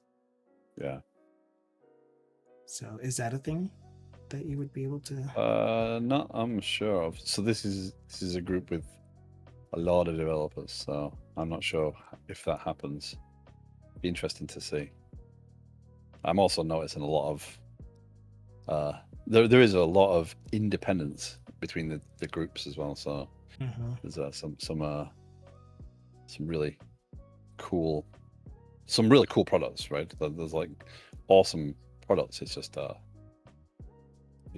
disparity between the code is somewhat concerning. Um, And that's something that I think I would be able to be okay with. It took me a long time to get to this point. yeah, Especially since I only had to deal with my own code. Well, I was almost always dealing with someone else's legacy code that I was able to do whatever I wanted to on my own with. yeah, Transform it the way that I want, apply my own standards, etc. But mm, seeing someone else implement something in a vastly different way that I perceive as not being maintainable, or even something that another dev would be able to continue, it's really hard for me to not speak up and to not say something. yeah, yeah. Kind of goes into the the opinions thing. That's why it was a good segue. Is like I'm reading what DCAG is saying. Like crossing my threshold would depend on if it would reasonably end up inheriting. If I would reasonably end up inheriting the code. So in this instance, I'm not going to inherit this code at all. It's more my concern for general practices and general design challenges that I see a problem coming for the teams dealing with that software. But security issues, yeah, actually, that is probably the best option. Is if the like keep my nose out basically is really the safest option, I suppose. Yeah, But if I see safest, but security issues, call it out. I still think that, like, if there are improvements that you see that are like, I think you would have an easier time with XYZ, I would go to first the project lead Yeah. or manager. Like, again, I don't know how your organizations are structured. Does every team have a project lead or project Yes, I believe manager? there's Is what I I mean. think there's an entire organization group around every single team. Okay, yeah. So The entire I lot. would talk with them first and be like, this came up because XYZ. I wasn't just poking around your code. Essentially, I wasn't going and looking for issues. I Yeah. was needing to use it for this, or I was wanting this, or someone told me that I needed to do XYZ. And so I looked through your code and I saw that there were some opportunities for improvements, or some things that Hmm. I noticed that just weren't understandable to me. So something that Yeah. is making it to where what they are doing is impacting someone else Yeah. within the organization. Yeah. And yeah, But but I wouldn't it, go straight to like the team or a specific developer yeah. unless you were Yeah. friends with them. Yeah. I'm not planning on jumping in the teams and telling them they're trash. that's not that's not the goal. It's that desire to constantly improve, and Yeah, and help others too. And that's the thing, yeah. not everyone wants to. That was another lesson that I needed to learn. Yes, yes, that is a common problem. But again, in terms of maintenance, like how does that, if you're developing code, you should be developing code that, if the proverbial bus comes through you tomorrow, then someone else can pick it up and run with it. There's no benefit in building in stuff that's no one ever is going to understand this code ever again because I wrote it. I've worked with those people. I've worked with the people that build obscure code deliberately Right. for job security, and it's a waste of energy. Yep. Write code that the person sat next to you can read and maintain tomorrow. Yeah.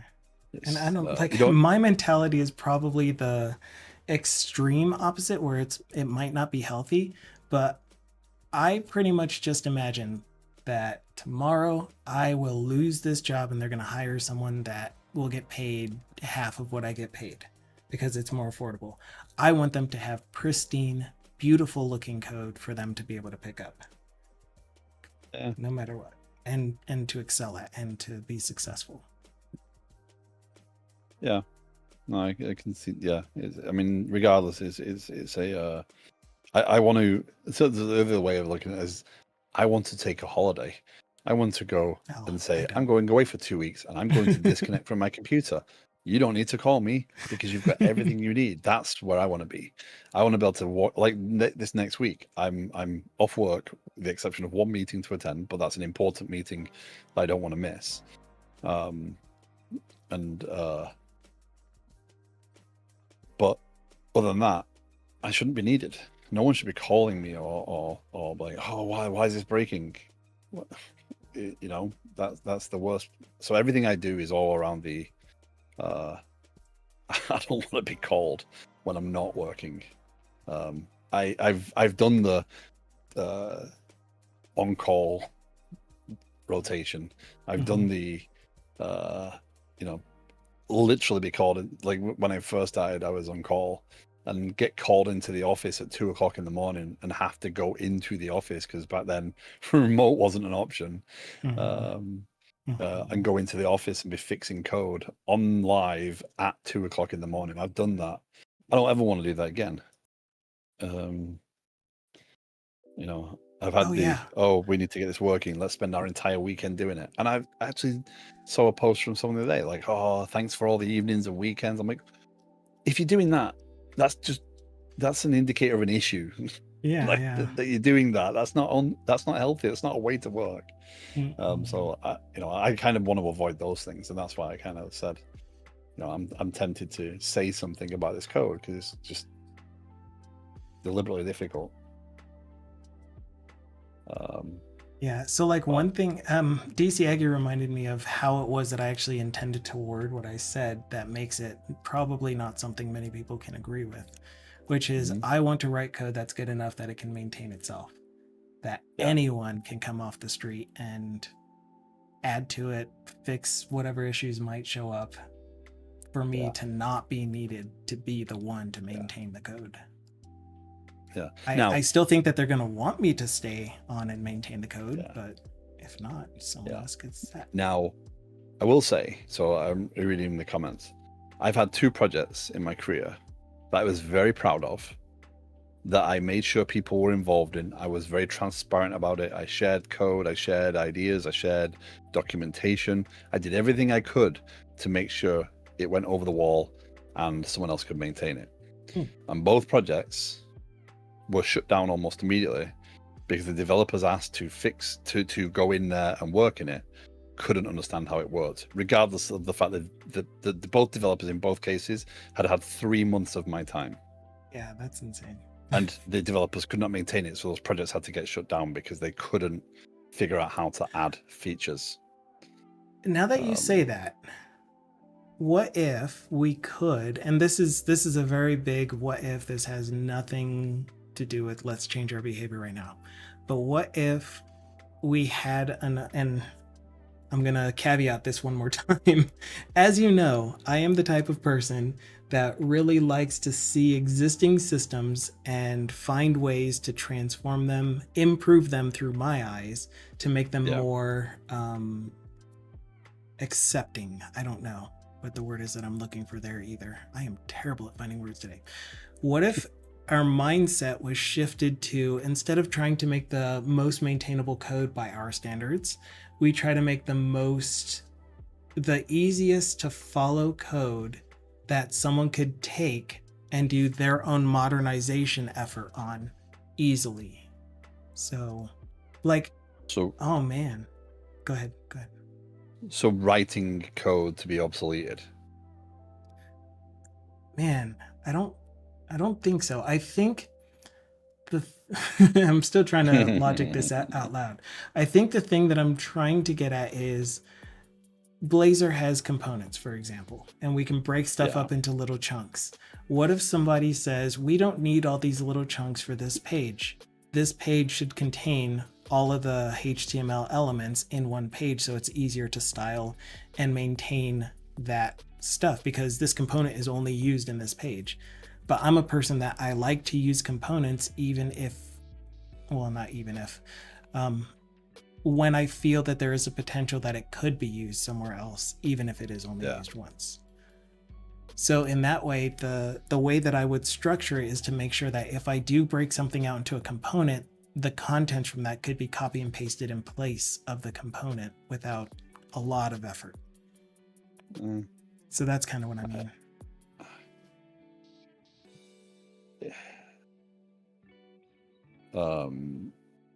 Yeah, I mean, so again, the Yagni thing, right? If you're going to build something that you intend to be flexible enough, then you're going to build a lot of stuff in that isn't actually necessary to solve the problem in front of you, but you're building it so that if someone comes along later, they can do something else. And I think that's a trap that a lot of developers fall into, is that what if, right? And you get stuck in they're sold off as edge cases, but they're not always edge cases, right? They are like completely dreamt up scenarios that might happen if this happens, and and so I'm a big fan of not doing too much. Yes, agreed. And I'm a fan of doing too much. And so let's say that I was planning to hand the code base off to you. Yeah. And you're like, why do we have all of these one-off components that aren't used anywhere else? They're only in one place. Mm-hmm. It'll be easier to maintain if we only have them in one place. So that said, one of the things I've been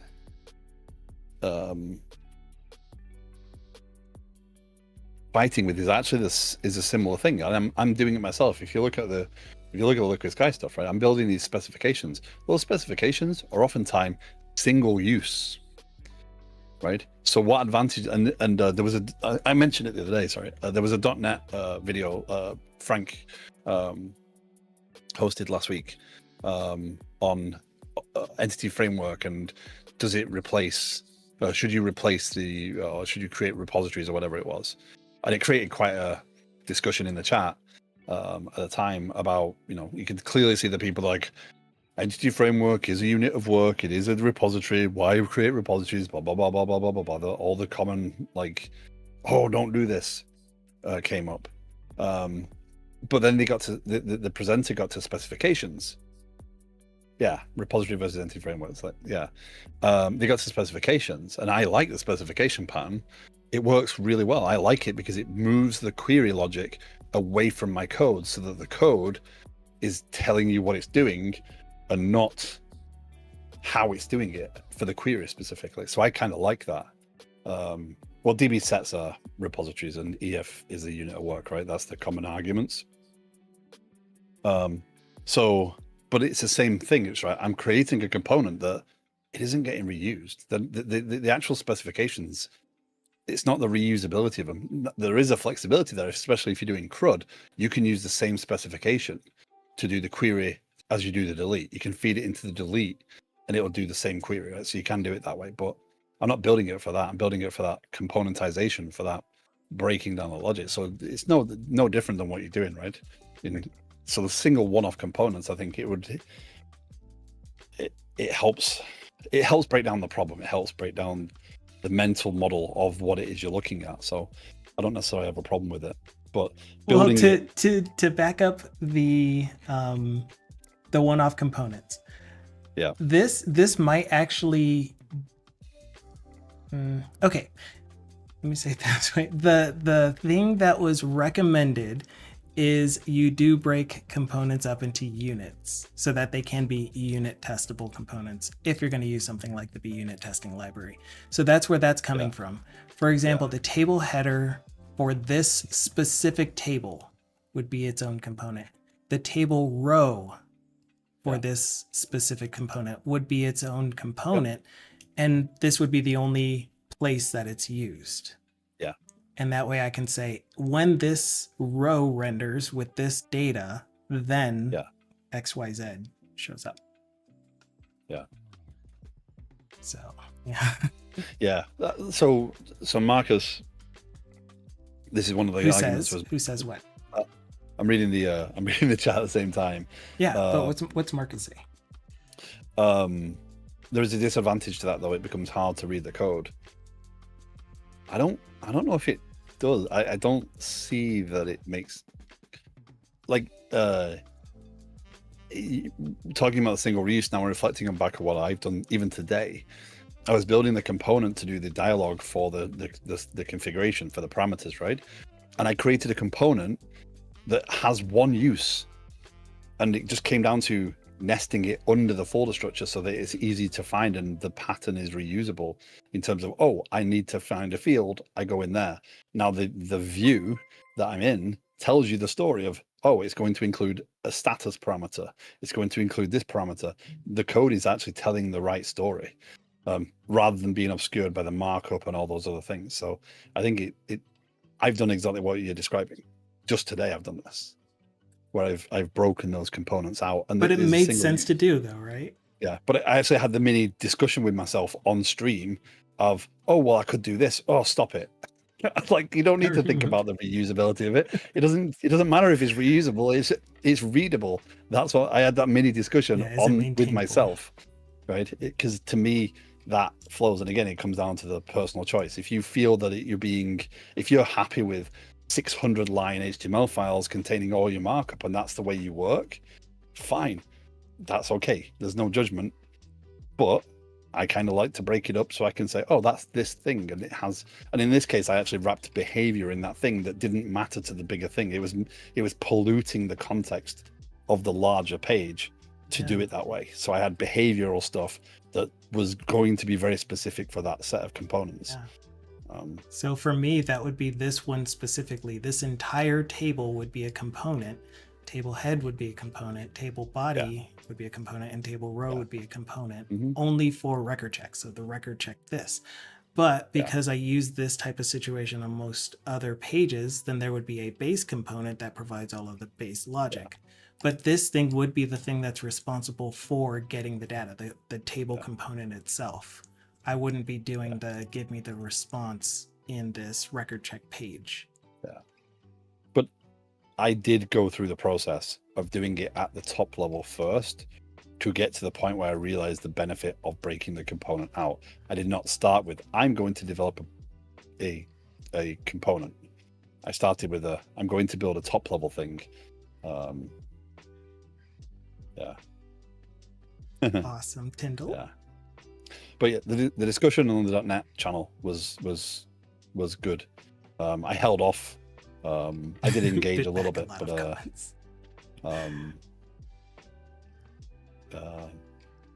yeah. I suppose if you name the components correctly, then it aids reading the code. Yeah. We don't have to worry about the number of characters we use these days. We can be clear. And if you're finding that your naming is getting a little bit too verbose, there's a good chance that you probably have multiple pieces and therefore multiple components, so you can break it down further. And that's kind of the clean code thing, right? It's if your methods get too long, then there's probably a smell of but yeah, it's a manager or it's a service. Yeah. Oh, those are still really difficult for me. DTOs, view models, and models. Like these suffixes. The things that I call view models, a lot of people are like, that's not really a view model. And I'm like, but it's the model that's holding the content that I'm displaying in the UI. Yeah, but it's not a view model. Okay, I'll whack on DTO just to make you happy. How's that sound? Do you want me to call it DTO? or Does model. that make it does that make you happier? It's going down to the view. What is it then? Yeah. Yeah, we get stuck on those. We get stuck on those things. And again, if it's a shared code base, come up with a standard. If you want to put the name Bob after every class that Yeah, goes down to the exactly. UI, do it. It doesn't hurt me, right? If you want When do we to get to create work together? crazy, right? It's just be able to maintain it when the product team says, "Hey, we need to add a button." You go, "Oh, it's going to take 6 to 8 months." Then you've probably gone wrong. All classes forthwith shall be called Dave. Yep. Wait, what is this statement from DC Aggie? I'm not understanding the last part of it. Preach, brother. I've heard many people say they've never, and this is in response to Thindle telling us that Jeff Fritz has a full session on Might just reply to building components and tables.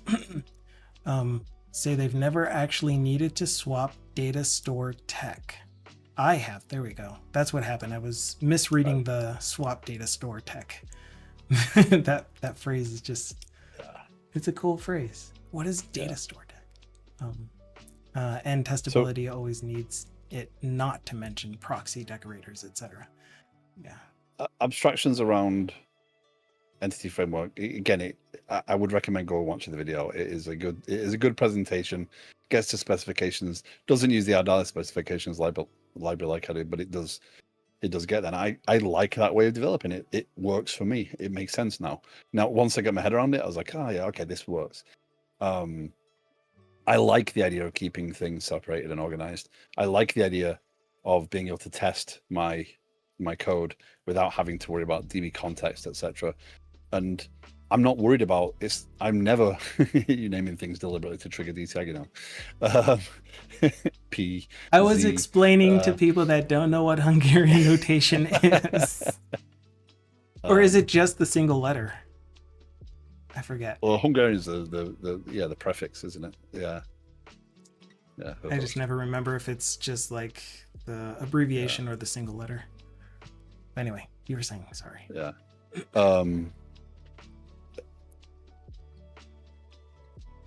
Yeah, the whole abstracting entity framework thing. I like doing that. I think it makes sense to me. It works, and I haven't changed. It's not about changing the database technology out. I've actually done that in Liquid Sky a few times. I've swapped out SQL Server for Mongo for SQL Server, CouchDB, actually Couchbase for SQL Server. Couchbase is about to launch their actual .NET EF Core provider, which means I could put Couchbase back in there and have a completely compatible API, use my specifications and stuff. It all works. That's where an abstraction really helps, because my specs, my code design, whether I'm using Mongo or I'm using or SQL Server, looks the same. So you can't tell the difference between the two. And that's where I like it, because it just helps me stay consistent in how because I'm not bogged down in the database technology. I'm bogged down in the behavior of the application. So Okay, I've started a poll for Snubble's question.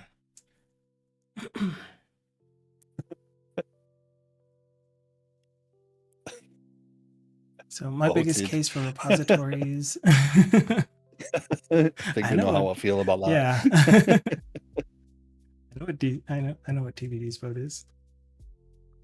And TBD says no because, and I do like your reason. This is why I would like for you to say your reason, because it is compelling. What do I say?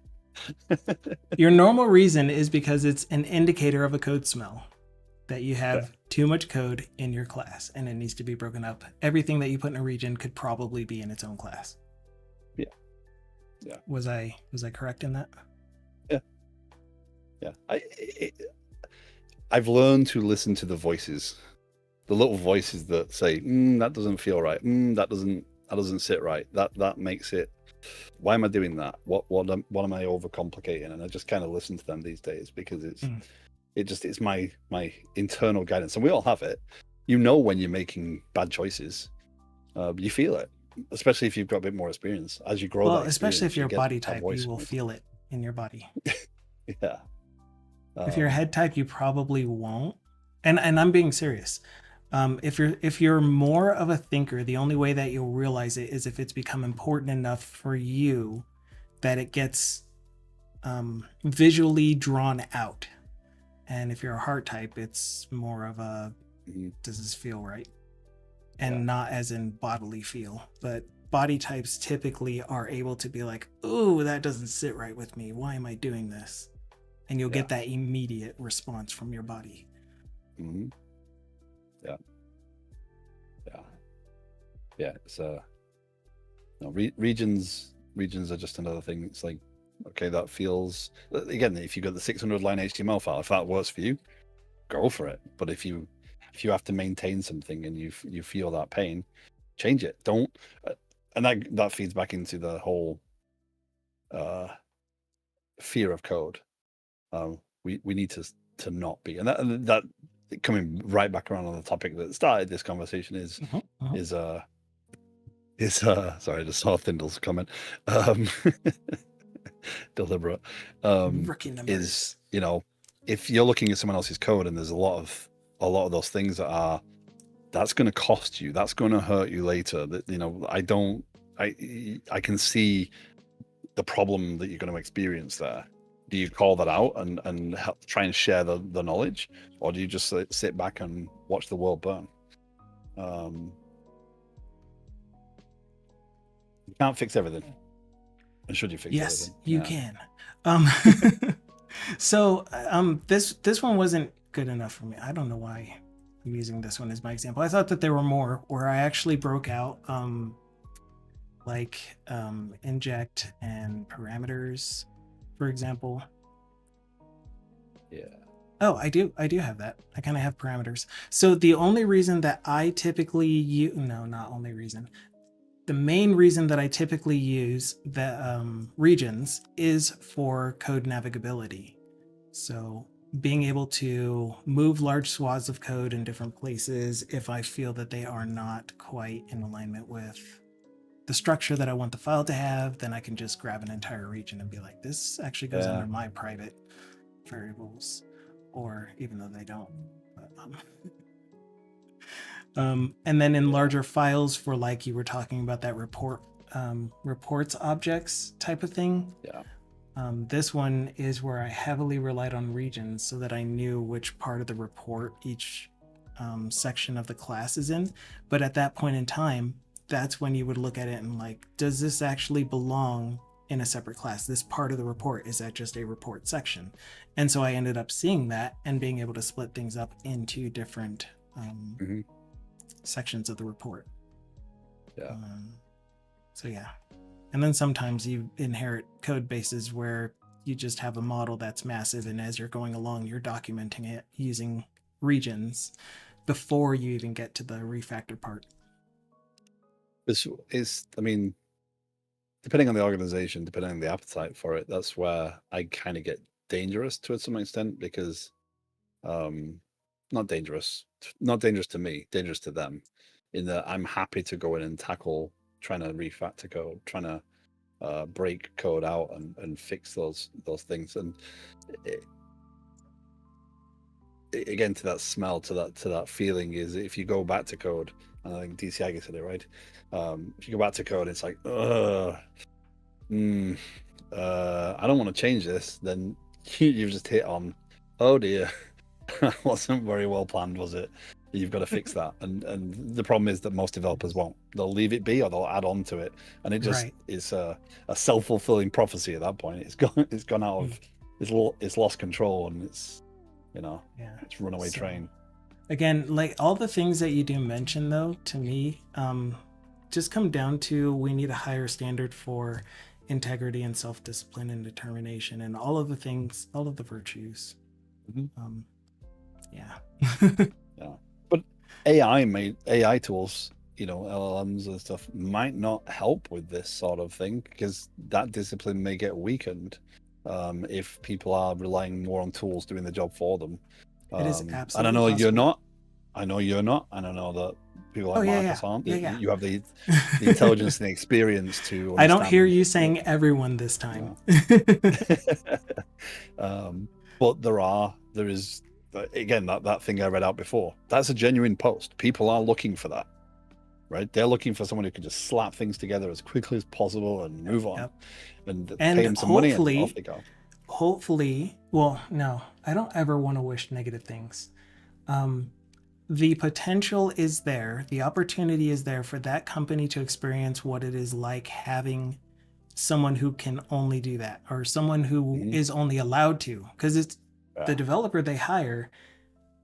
In fact, the more that I think about it, they worded it that way because they want someone that when this testing fails, and it, oh man, I just keep stepping back into my human resources days. It was also probably worded that way by someone who does not agree with having someone that is only allowed to use these tools, and so they are trying to make it as stupid sounding as possible.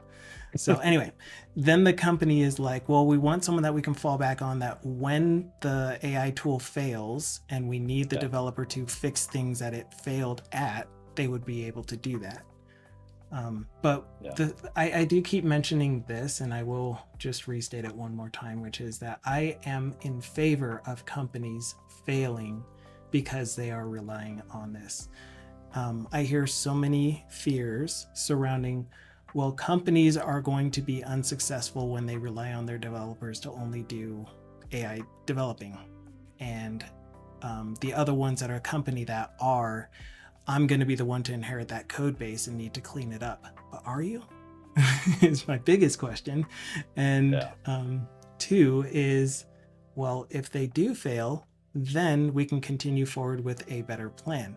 I would like to start planning now for successful use of AI in software development and see how we can make it work. Yeah. And that's my pedestal. I'm putting it away now.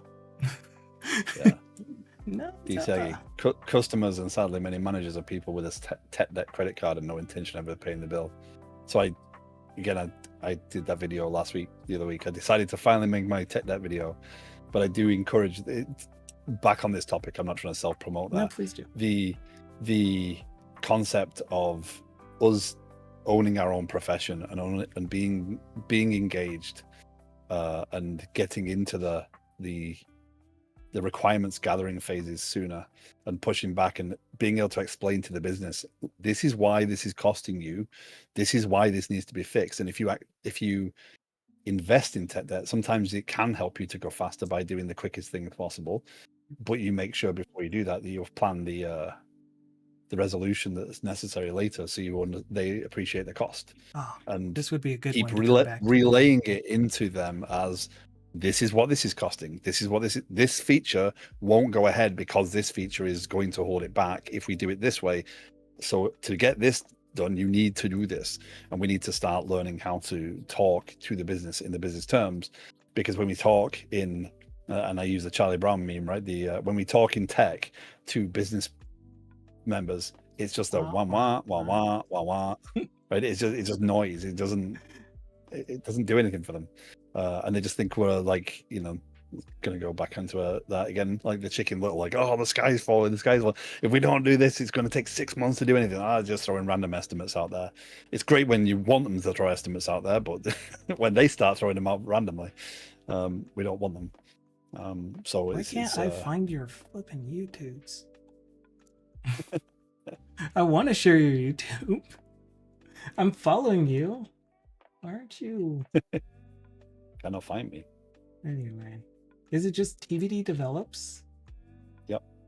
Yeah, so YouTube at TVD Develops, right? Underscore or no? Should be it. No, it's TBD at TBD Develops. Oops, I'm trying to save it now. Okay, so if you didn't know, TBD also multi-streams to YouTube as well, but not only that, he does put out content videos that are not just I'm trying to do more of that. Yeah, and so it's only a 4-minute video. Definitely check it out. And provide comments, feedback, like and subscribe if you enjoyed the content. Yeah. I've been hovering this last couple of weeks, between 447 and 444 subscribers. It's like one subscribed, then one unsubscribed, then one unsubscribed, then one unsubscribed. It's kind of weird how YouTube works. It's fascinating to watch. But yeah, I wasn't trying to self promote that. I was just more No, I saying know, that, I know. like I was Isiagi says, like purposefully doing it for you. yeah, I appreciate it. But yeah, I want to, being that I talk about this stuff all the time, it's worth. I might as well put some content behind it, right? I was only Not just following the you snippets and stream. on 11D Lion, not on my main. So I'm gonna follow you on my main, on 11D Lion, on Lion Cruiser Jola. Yeah. Appreciate that. So there was a comment about it's gone. It was something that like Marcus was saying, maybe we should use an AI as an interpreter.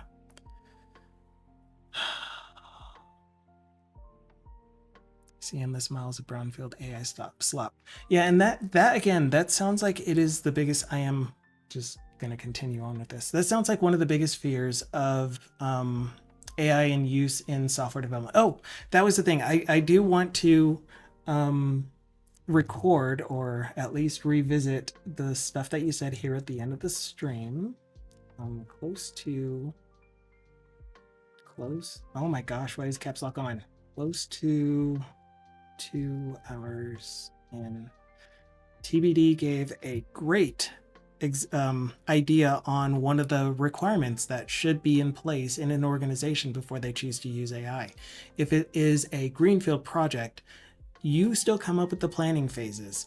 Plan it as if you are going to have a team of developers doing it. And do all of your time estimates, do all of your level of effort estimates, do all of your structural organization and stuff for how the code should be organized and everything. yeah, Do that first.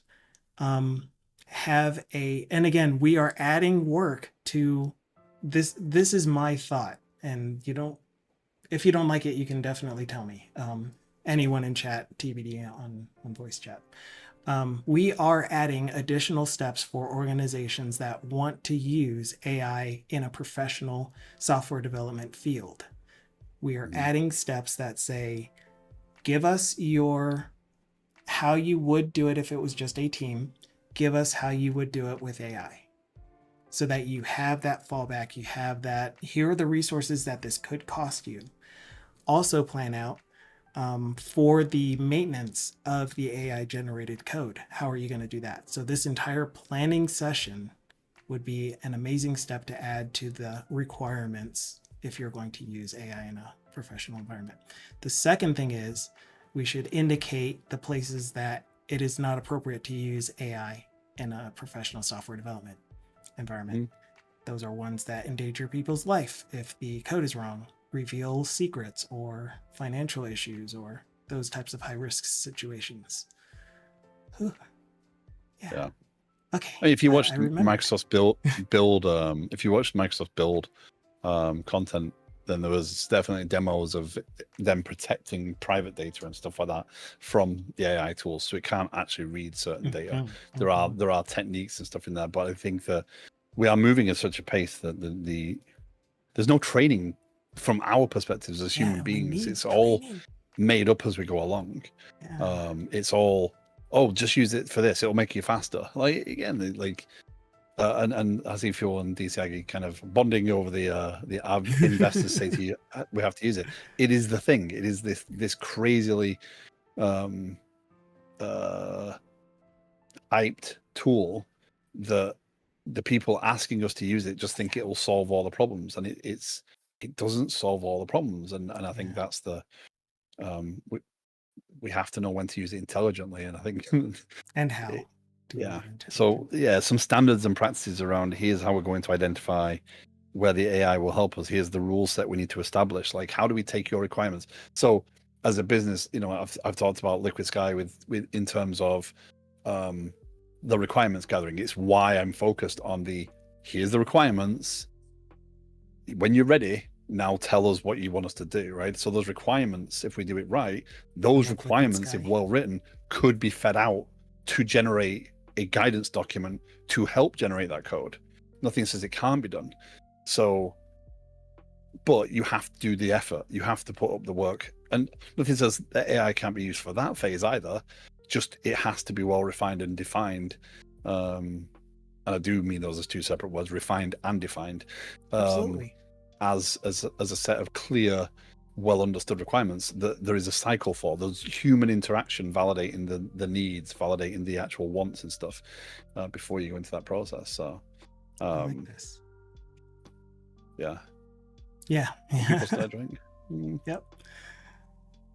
So yeah. What TBD started reading that I was agreeing with already was Marcus saying when people started driving their cars, they would not, or they would have known a lot about how the engine works and how to maintain it. Nowadays, not so much. You just buy a. But I mean, I know nothing about when my people car. started driving cars for quite a while at the beginning, there was a very high level of entry. Barrier to entry. Yeah. Right. So the people that could afford to buy a car pretty much had to understand what they needed to know. Yeah, because how to get it running when it stops on the side of the road, because it will stop on the side of the road. So if we're carrying on that analogy, sorry, even if we're using the AI tools, we still need to know how to fix the car when it's broken down. How to interact with each other for intersections. So there were negative consequences for these high risk situations that they were not planning for. We are able to do a lot of planning for these situations, because if we just take the time now, while AI is yet young, even though it's accelerated so fast and gotten so far, we can avoid these major situations that DC Aggie is pointing to. We have to be also mindful of the cost of doing what we're doing, not just the financial cost of doing it, but you look at Microsoft re-enabling a nuclear reactor just to power data centers. Oh man, right. There's a cost for that. There's a maintenance cost for that. That cost has to be passed on somewhere, and that cost comes to us. But also there's now an environmental risk of if that isn't maintained, if that isn't properly maintained, because it's in the hands of a private company, right? Are there watch guards? Microsoft are building these data centers, and they hype these things. They're taking up a lot of land, and they are using a lot of environmental stuff absolutely. And that is a massive concern that I don't think comes up as often. I know people are aware of it, but I don't think we, like me especially, know just how much of an impact. Because there's a lot of concepts surrounding clean renewable energy, but what exactly does that mean? Like what goes into the building of those things, the maintenance of those things, the amount of land that the windmills, for example, take up. So just build in Iceland, apparently, and you'll be fine. But then the cost of that. But there's a massive impact as our demand and as our want for these tools, our expectations of these tools increase. The cost will increase financially. It has to do, because we are wanting more and more and more of it. The environmental costs will increase, and if it's so great, then they can use it to kind of solve the problems for them, right? But it's not going to do that. And it's like, if they're going to spend that much money on that, then a suggestion, something that I'm sure a lot of other people have thought of too, is why not also help with the and this is also not a great idea because of how solar panels are created and how much waste they create as well, and how non-efficient they are. But why isn't there some effort to maybe get renewable energy on every single home? Because if we have a shared grid that each home is producing some amount of energy, some modicum of energy, then we could help offset those costs as well. It's just maintaining that infrastructure.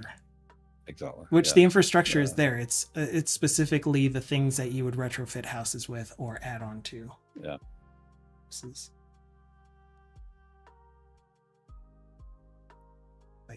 that's one of the major reasons that I am using mostly local LLMs, except for Copilot, because local LLMs do not cut it. don't you also run a 4090 or a 5090 or something, or both? Both. Right. So you have two massive power cards, right? Yeah. They are taking almost a kilowatt of energy And a between them. 4080. Or actually more than, yeah. Okay, so you're using well over a kilowatt of energy to power those cars to do that locally. So that's a big draw. Yeah. So On its own. I'm gonna have enough solar panels at the cost of me, at my expense, of course, but enough solar panels that we will have enough electricity generated that we can even use overnight. But even though the solar computers are off solar overnight. panels again. Like we have the companies come around. Oh, you can sell solar. No, go away. I don't want solar panels. Why? Because if I have to replace my roof, I've seen what happens. Oh no, don't worry about it. I mean, don't worry about it. That's not a solution. At least in New Jersey, you have to incur the cost. So if you have to have a roof replacement, you have to pay for a company to come and remove all the solar panels, store them, and then come back and refit them all, and they charge you. There's an ongoing cost of maintenance. The panels become less efficient. There's a cost to that infrastructure. So yeah, if we share the load, if we use solar panels to do those sorts of things, there's still an infrastructure cost. There's still a manufacturing cost of doing that. Yeah, definitely the manufacturing, which is also bad for the environment as well.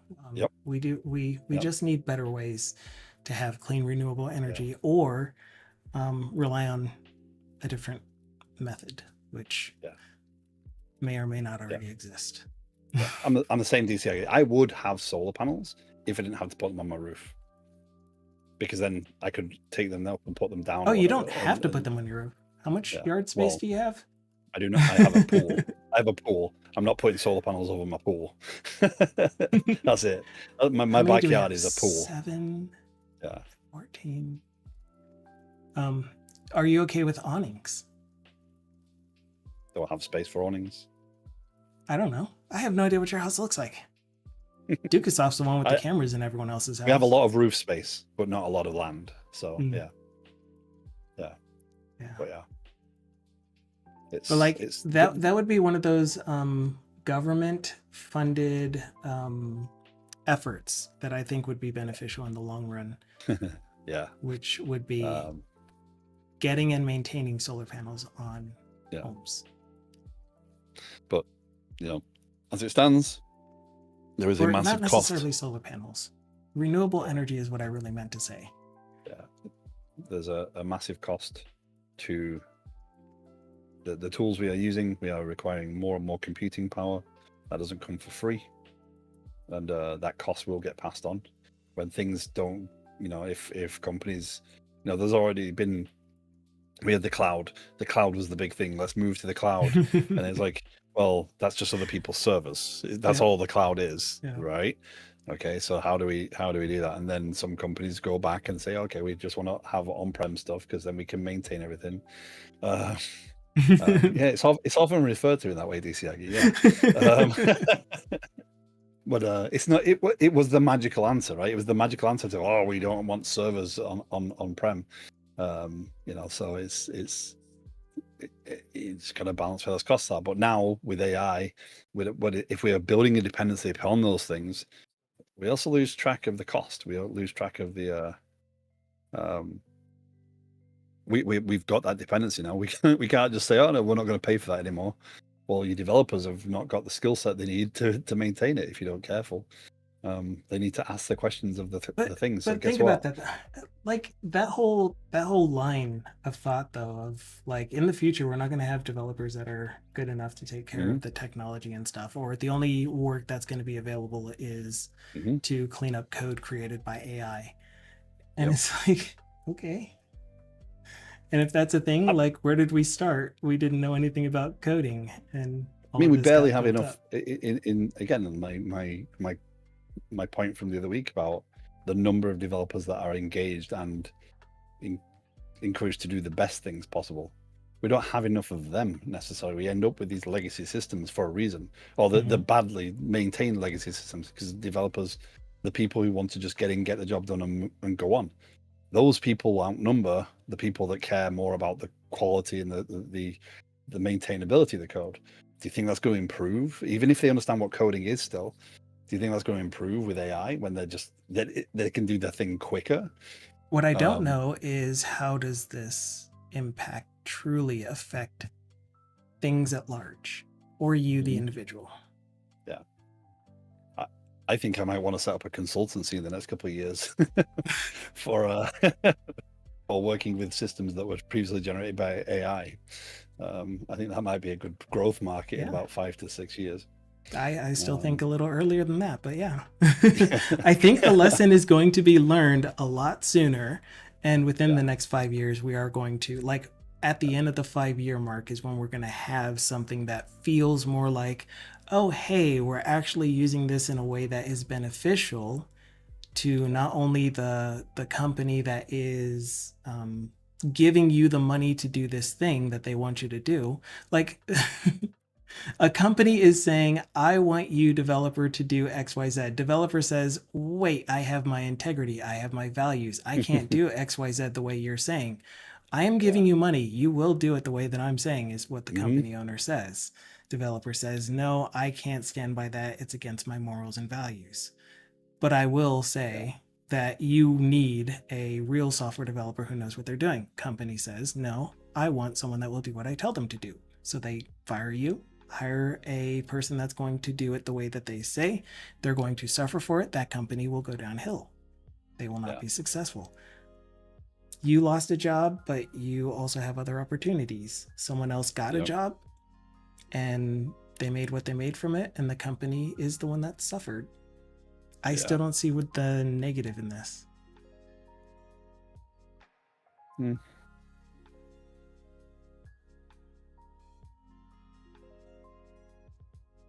Oh, And I just wanted to say all that because I've never actually voiced it fully, I don't think.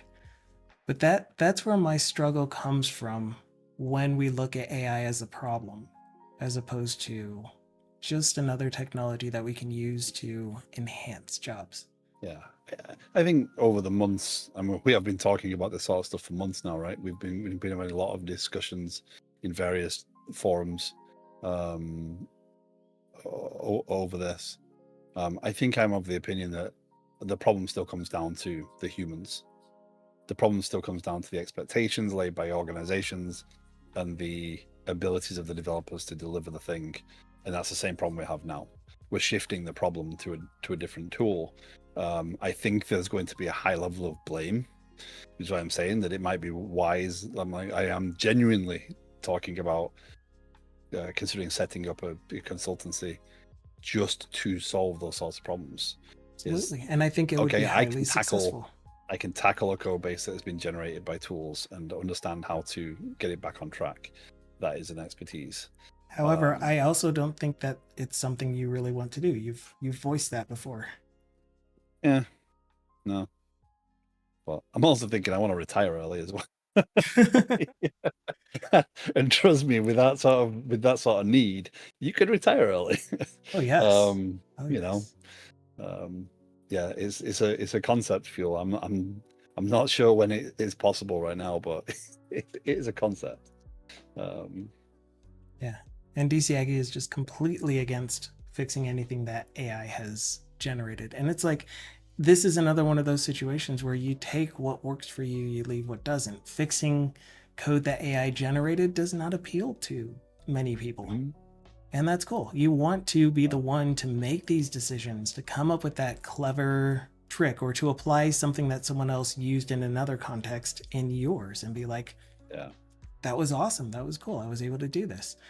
Um, yeah, and that's definitely not a negative point against anyone who does feel that way. And I've yeah, completely left out entire details for that. This is like broad strokes, so it's not even covering the majority of the reasons that people are like AI is not great to use in software dev. yeah. Well, But I mean, it sounds like a lot of us do agree that there are places for it. Many people say POCs, prototypes, smaller projects.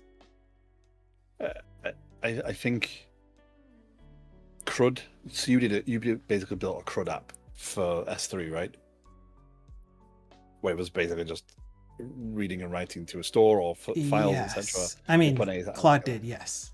Yeah, but again, blame who did it? You did Oh, it because I prompted you asked Claude it to to do it, do right? it. I am the Yes, one that is going to use that code. How's that? yes, yeah. So I think that is a valid use case for it. You understood what it was producing for you. It wasn't doing too much. It wasn't running away with business logic or anything like that. You would still have more control there, and I think that's the one thing we need to keep in focus is delivering that business logic. You can't. It's hard enough getting a developer to talk to a program manager and get the same understanding of the problem, right? How are you going to, if I ask the AI to do a thing and you ask it to do a thing, we're going to ask it in different ways. It's just naturally that's how it's going to happen. So, and if we haven't talked to the business and we have different interpretations of how that's going to work, the end result is still going to be confusing. So I think um, rinse and repeat tasks, generating file templates, generating project templates, being able to speed up that piece, being able to put in the structure to write unit tests out of the box, being able to do those sorts of things. I think that's where it can excel and be used effectively and done well. I think if we're getting into business logic scenarios, those are the areas we need to keep the most eye on. I still haven't seen anything where it's doing distributed systems. I haven't seen it effectively do that. Maybe it can, maybe, but no one's demoed that yet. A lot of the demos I see of AI, and I'm air quoting that, is basically replacing dashboards, right? Asking it questions. So we don't have to have a chart on the screen. Replacing search engines, replacing dashboards. And that's for the business. That's what a lot of the demos I've seen do. And I'm like, it's just a new dashboard. You don't. That's not an amazing use case. Like, why are people wowed by the fact I can say, how many widgets did I sell this quarter? Exactly. You can look at the data to do that. You need a machine to go, oh, you sold 300 widgets. So I think there's a few really excellent use cases for it. And again, we just need to, we can't just rely upon it. And I like mildly though, DC Aggie. Interactive websites. I liked it a lot. Yeah. I mean, it works both ways, so I know you wanted it to get corrected.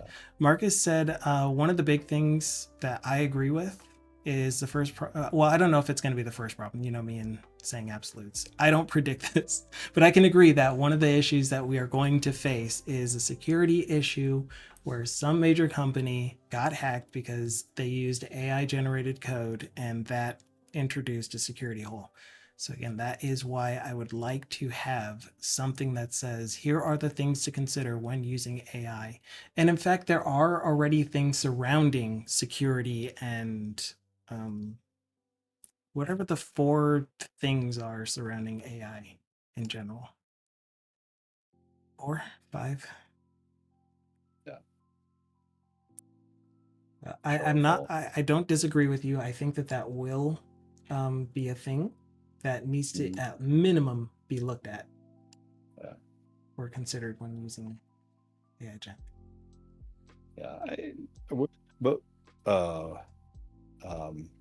Like Findle says, right, the AI for BI is great, and it is great if you can, but you still need to prepare the data set, and people don't think of that. They don't realize you need to pivot the data set into a reasonable way so it can have context of what it's looking at. You still need to give it some of that context, otherwise it's just like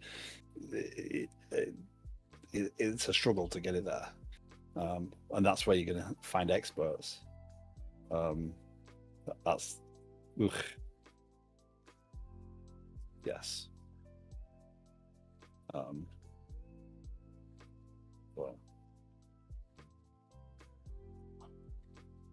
So yeah, so like the question, the last question that Thindle put for having AI make a decision, those would be the types of questions that we would put on a regulation. I keep saying regulation, a guideline or a best practices that you would say, if these are the types of things, if these are the types of decisions your AI system makes, then it is inappropriate to use AI to make those decisions.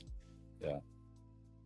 They might help inform the decision, but the person making the decision or people should review the actual data behind that decision. Yeah. Yeah. I'm on the similar vein of the security thing. I'm looking like, where does the blame fall on some of these things? Yeah, and I want to give more attention to that, because I don't always fully put my attention on it, because I'm like, I have an answer in my head that makes perfect sense, which is, if you're the one utilizing AI, then you are responsible for making sure that the code it generates is usable, it doesn't introduce security issues, all of the things that we're talking about. If you're a company that employs developers that you expect to use AI, then you are responsible for making sure that they are trained to use the AI correctly, they have the correct and clear guidelines that your company has established for using AI. And if you are a user of a system that was generated, or sorry, the company is also responsible for telling the user portions of this were generated using AI. If you're a user using software that was generated by AI, you're responsible, as you are with any software, for what kind of data you're providing to it. Yeah. So, yeah, I think that kind of covers several of the scenarios. So what I was thinking about is the situation where Fuel and DCI kind of sympathize with each other over before. The organization is mandating that people use AI, right? They're not thinking about these consequences, because all they're seeing is all these big companies going, yeah, AI, it's great, it'll solve all your problems. You don't need any more developers, you can get rid of them, just pitch them out and put business people in there, right? In a world where you were hired as a developer, you're now told you have to use AI, but you are given no direction. If the software fails, whose fault is it? Now, I think from your response there, from the previous statements, I think we know who we would blame, but you don't have that option. You get fired because you were told to use a tool that you were not understanding how it was doing it, and you were expecting to deliver things quicker. I forgot about that. That's a really good point to bring back up. Yeah, who guards that, right? Like the blame, I can't just turn around and go, well, the AI told me to do it. Right. So they go, well, hold on, you should have looked at the code. Well, yeah, okay, then it's going to take me it's not going to speed me up because I've now got to review all the code it wrote, right? So who do you blame? Right. It's a big challenge. And that's why I picked you up when you said, well, Claude wrote it. No. You wrote it. You asked Claude to produce something. The thing that I'm trying to do is be like, it was a good, solid code base that is very usable. I understood it. I didn't write it. I don't want to take credit for it, was what I was trying to say. However, I am absolutely responsible for the way that it is used. If I implement it in our systems and something goes wrong, that's on me for not reviewing the code. So absolutely. Right. Thank you, though. But I think that was very. I think we need those measures in place as an organization. I think we need to make sure that. Are we triggering you too much, DC Aggie? I mean, like I said before, I'm okay with foul language, but there are a lot of people that aren't comfortable with it. So, if it isn't actually necessary, would you mind not using it? I mean, I'm thinking you think it is actually necessary in this case, so that's frustration. Okay.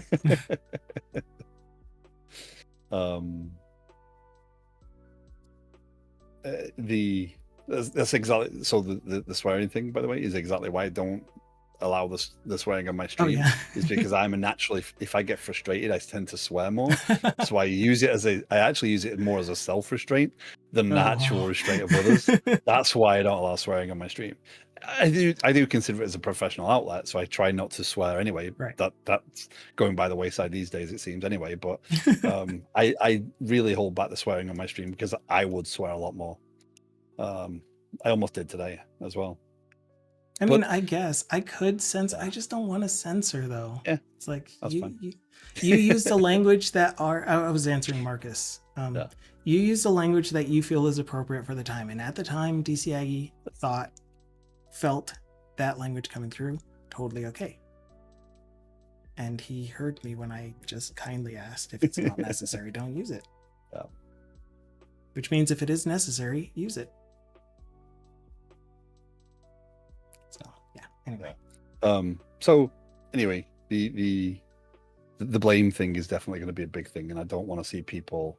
I don't want to see people fired because there was a mistake somewhere that they didn't catch because they were being asked to do things quickly. I think that's going to be our measure, and we're going to find it. We're going to get people fired because products were delivered too quickly, or there wasn't enough unit tests to cover. All the unit tests were so random that no one understood them, and they thought they covered all the cases, and it's missing massive gaps. What do you think of this also? And again, I'm looking at paradigm shifts. What do you think this also implies for testing teams?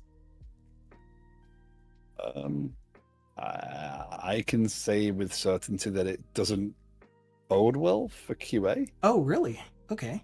Yeah. The expectation is yeah, I know, Snowball. I know. There are places that do have testing teams that have entire teams of developers, testers, architects, all the things. The tests are being pushed to the development teams. The expectation is that the tools. This is true. This is true. Oh, because you're saving the time. Because you're saving the time by using a tool to generate the code, you have more time and more availability to do the testing. So you can write the tests, the integration tests, the end-to-end tests at the developer. I think personally, having seen what developers test, I think this is a problem. I think we're going to have you seen what I test? I think we're going to end up with I have no idea what I'm doing. And there's going to be no one in there to validate that. But again, I think I have very different expectations of how teams should be built, because no one else in the world seems to agree with the way I think a team should be constructed. Yeah, well, Mr. Anhorn, you're a different breed, though. And I think that there are more people like him, and you, and me, than we think. I think there are too many people that are not in the mindset of when AI generates code in a professional setting. Yeah. It's something that should be reviewed, something that should be verified that it's doing what it's supposed to do. But I still think that we have a lot more. Like the Dinobots, then we should. What are Dinobots? Transformers. Did you know what's Transformers? Yes, I did. Dinobots. They combine into a super dinosaur. Like they are really powerful on their own, and they combine into one. We should start doing more of that. A coalition. Like we start a coalition, a consultancy even, or a coalition of. This is how agile. This is how every other movement started, right? What do you think I'm trying to do right now? Better. Yeah, I'm trying to get other people to come up with this idea so that I don't. But again, like if you look at Agile, the Agile Alliance was founded decades ago, right? In the aim of making software development better. And today we're like, Agile, whatever. Clean code, it's fine. There's more people that are like, unit tests, than there are the people that are like, yeah, let's use unit tests. Because we can't. What did we get out of it? A load of debate and argument. Only that? There was nothing beneficial that we got from Agile approach or concepts related to? It depends on who you are. Yes, I definitely believe in a lot of what I see there. And again, that pick and mix mentality, but I think there's definitely a lot to take from it. But again,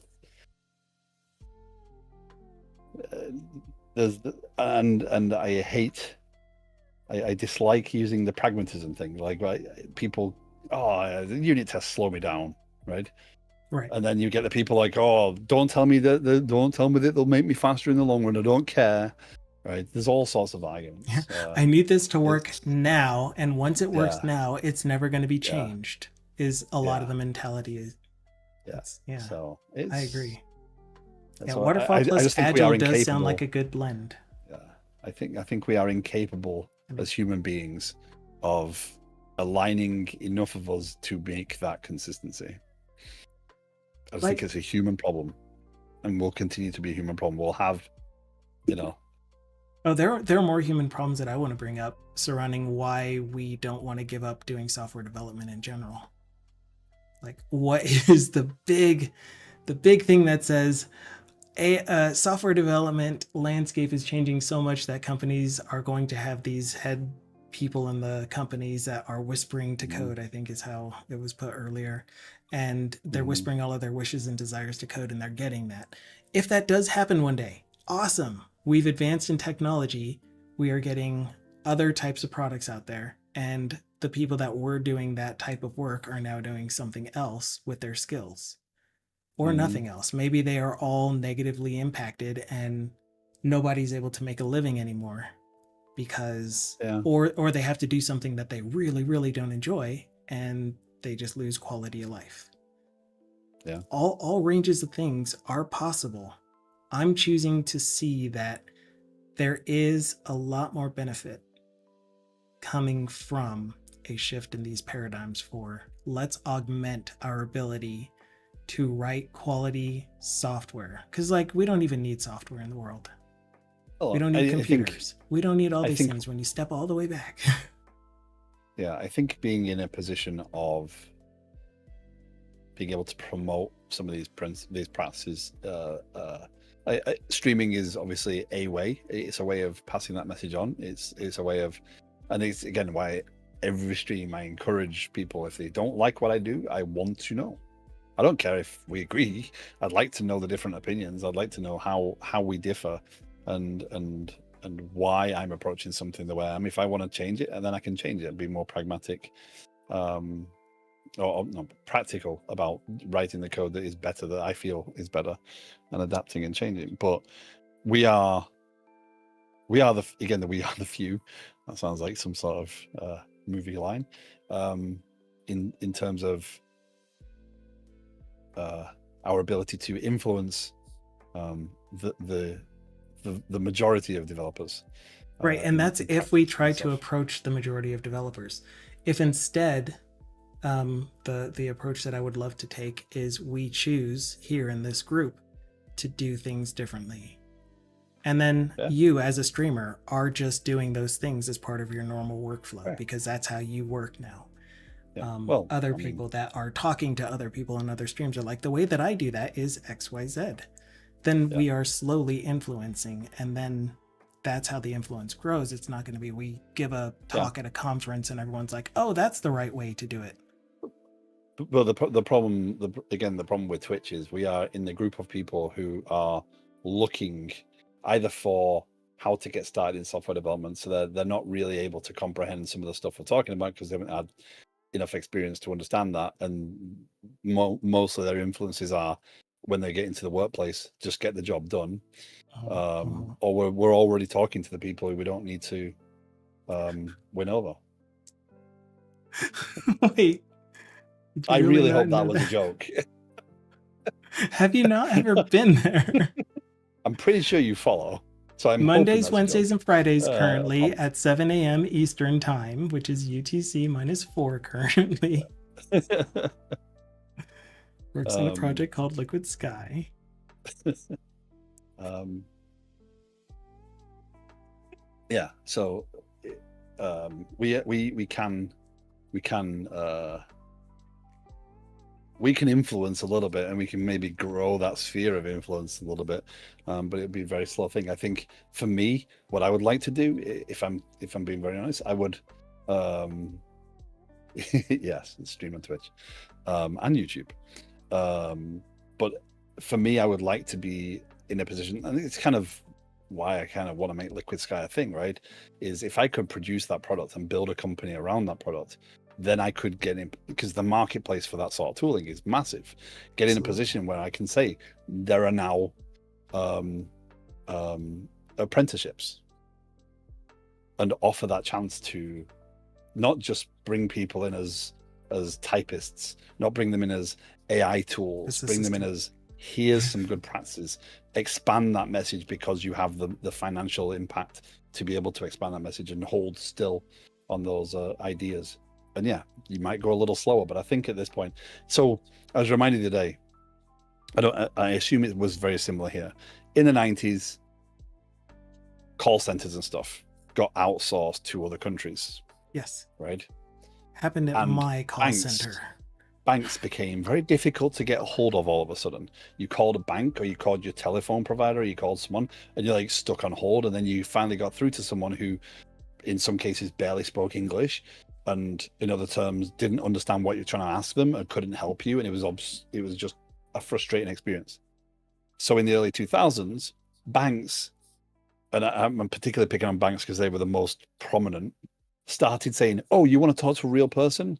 Bank with us." Like, are you kidding me? You're Mhm. trying to It's package a what you used to marketing. do and sell it back to me as a reason why I should switch to your bank. And I think that's, that's a problem, and we do that sort when we do that sort of stuff. Mm, And I think that's kind of the AI tooling thing is going to go around. Look, we don't use AI. right, We right. write our own code, and we I take you call pride it in taking longer. you call it a problem, and I call it a strategy.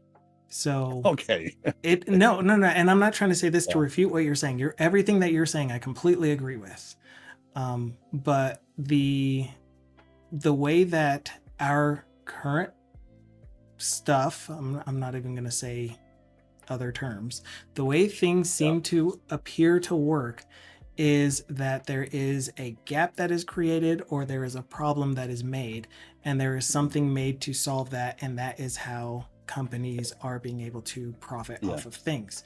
Whether that company chooses to do so in a ethical or mindful way is up to that company. So the people that might benefit from, hey, look, we aren't using AI, might be the companies that you want taking the lead in the industry, because they are the ones that are sharing your ideals and your values. But they could also Yeah. just be snake oil sellers and say, Yeah. we aren't using AI, but this person is, that happens to be supplying the core product for what that person uses, which is what we use. Kind of like non-GMO stuff. Hello on Yeah. YouTube. Hello, Harsha. We aren't currently working on anything right now. I have some code up on screen that I thought I would just have open so that if we started talking about anything related to them, we would. But we're having community day. It's kind of extended. We're going to go for another 10 minutes. Are you okay with that, TVD, or do you have somewhere that you want to be? Yep. Because you've Yep. been a great, fantastic guest. I am. Yeah. After this, I'm going to go in the pool, and I'm going to start I don't want grilling to some stop you food from and that, have. though. You don't have have to wait for I'm the end good. of I'm this for good. that. No. But I do want to at least. So yeah, the opportunity versus the the capitalization, the marketing. It's kind of funny because my daughter actually finds marketing quite fascinating because the ability to manipulate people, and the banking thing was more of a. I think I want to get back into. I actually I want to do something similar, right? I want to build a company where it says, "Here's a software. Do you want these features? Yes. Here's when we will deliver them. Not how quick do you want them? When do you don't let the customer drive the building of the software. Let the software mature at the right pace and deliver the features with value and stability, and build an organization around that where the customers trust that every release is going to be stable enough. Yes, there are going to be bugs. No software is perfect, but deliver that sort of content, and also then be able to bring apprenticeships around and offer that to schools to bring people into that and give them training at an earlier age so that they are more capable, because people come out of college, they're not equipped to write software. They are equipped to program. They're not equipped to build software, because that's a skill that you kind of learn through doing and understanding these things that we're talking about, like when we talk about agile and clean code and stuff. It's yeah. So, to your point of the majority of the people that find us here streaming, even if from YouTube, are a lot of younger, new to the industry type of people that are just like, what is it like to do software development for a living? So, I say that because Arsha has a question that we're going to respond to, or yeah, a statement that we're going to respond to here shortly. But I did want to indicate that that is also not just, is it difficult because it's going to grow slowly, but if you think of it, you are imparting this information to someone who is impressionable, someone who is new to the industry and doesn't have those hard patterns already set in. and they are the ones that are going to go into the job market, and they are the ones that are going to influence their team. Like, I learned it this way and you're telling me to do it this way, and that could be a point of contention. That could be a point where they just give in and accept what has always been done, but it's also a point where they could also change the mind of a team. Also, the other people that are not as junior, not as new to the industry, are Yeah. already working in teams themselves, and they could Mhm. take the information that they learned with them to their team, which could spread to other teams. Yeah. But yeah, slow, most likely. So Mhm. Harsha said, I am junior developer in web dev, so can you tell me something that helps me, like some tips or something? And do you have any I don't want to take the limelight in that because I definitely have things to say, but if you would like to first. I mean, I as I always say, like, practice, write software, build things. Doesn't matter if they're useful things. Practice the skill. If you are a carpenter, you don't just build cabinets and find furniture. You have to practice. You have to build things. You have to do those things, and sometimes they're not going to work as well. But don't be scared of going back on what you've done and cleaning it up and doing the right thing. Mm. It's it's a skill set we need to keep sharp. Yeah, not being afraid to go back through code. Yeah. Not being afraid to clean up. We often write stuff and then it works, and we're like, I don't want to touch it. Yeah. Don't breathe. I don't It need might it. break. I don't need to Yeah. understand. I just need it to Yeah. work. We've all experienced, I didn't touch it and it broke. Like, really? Did it really break? Or did it discover a bug? I like DC Aggie's comment. Write code, work collaboratively with others. When you feel comfortable with syntax and problem solving, start learning architecture. To add on to both of them, those were both fantastic. I would say set your expectations that people are going to be doing things different than you learned them. And if you're going to be working on a team, one of the quickest ways to alienate yourself from your team is to have a very strong opinion that you're not willing to budge on. This is the way I learned it. This is the way I'm going to do it. Instead, negotiate with your team. Sometimes when you are new to the industry, it does mean putting aside some of your, this is how I learned it, I don't feel comfortable doing it this way, and just doing it the way your team recommends or has already in place. Because what is more important in teams is collaboration and communication. One of TBD's favorite words to use in teams, about teams. Yeah. So, yeah, exactly what they both said. Yeah, sometimes compromise is necessary. Yeah.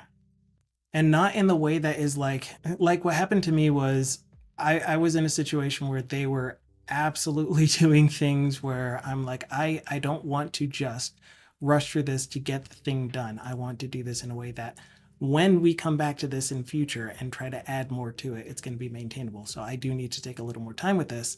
That caused some friction, that caused us to bump heads, but I did have a little bit of the experience to say, I know that I wouldn't be able to maintain this code or even document this code if I did it the way that you're recommending. If you want it that way, then please, by all means, feel free to take that part. But I will not implement it that way. I was trying to get to a point with that where I essentially got to a point where I was allowing more of the team's coding guidelines to flow through, which are definitely not to my standards. And it gave me a very negative couple of years experience. And so I left that experience.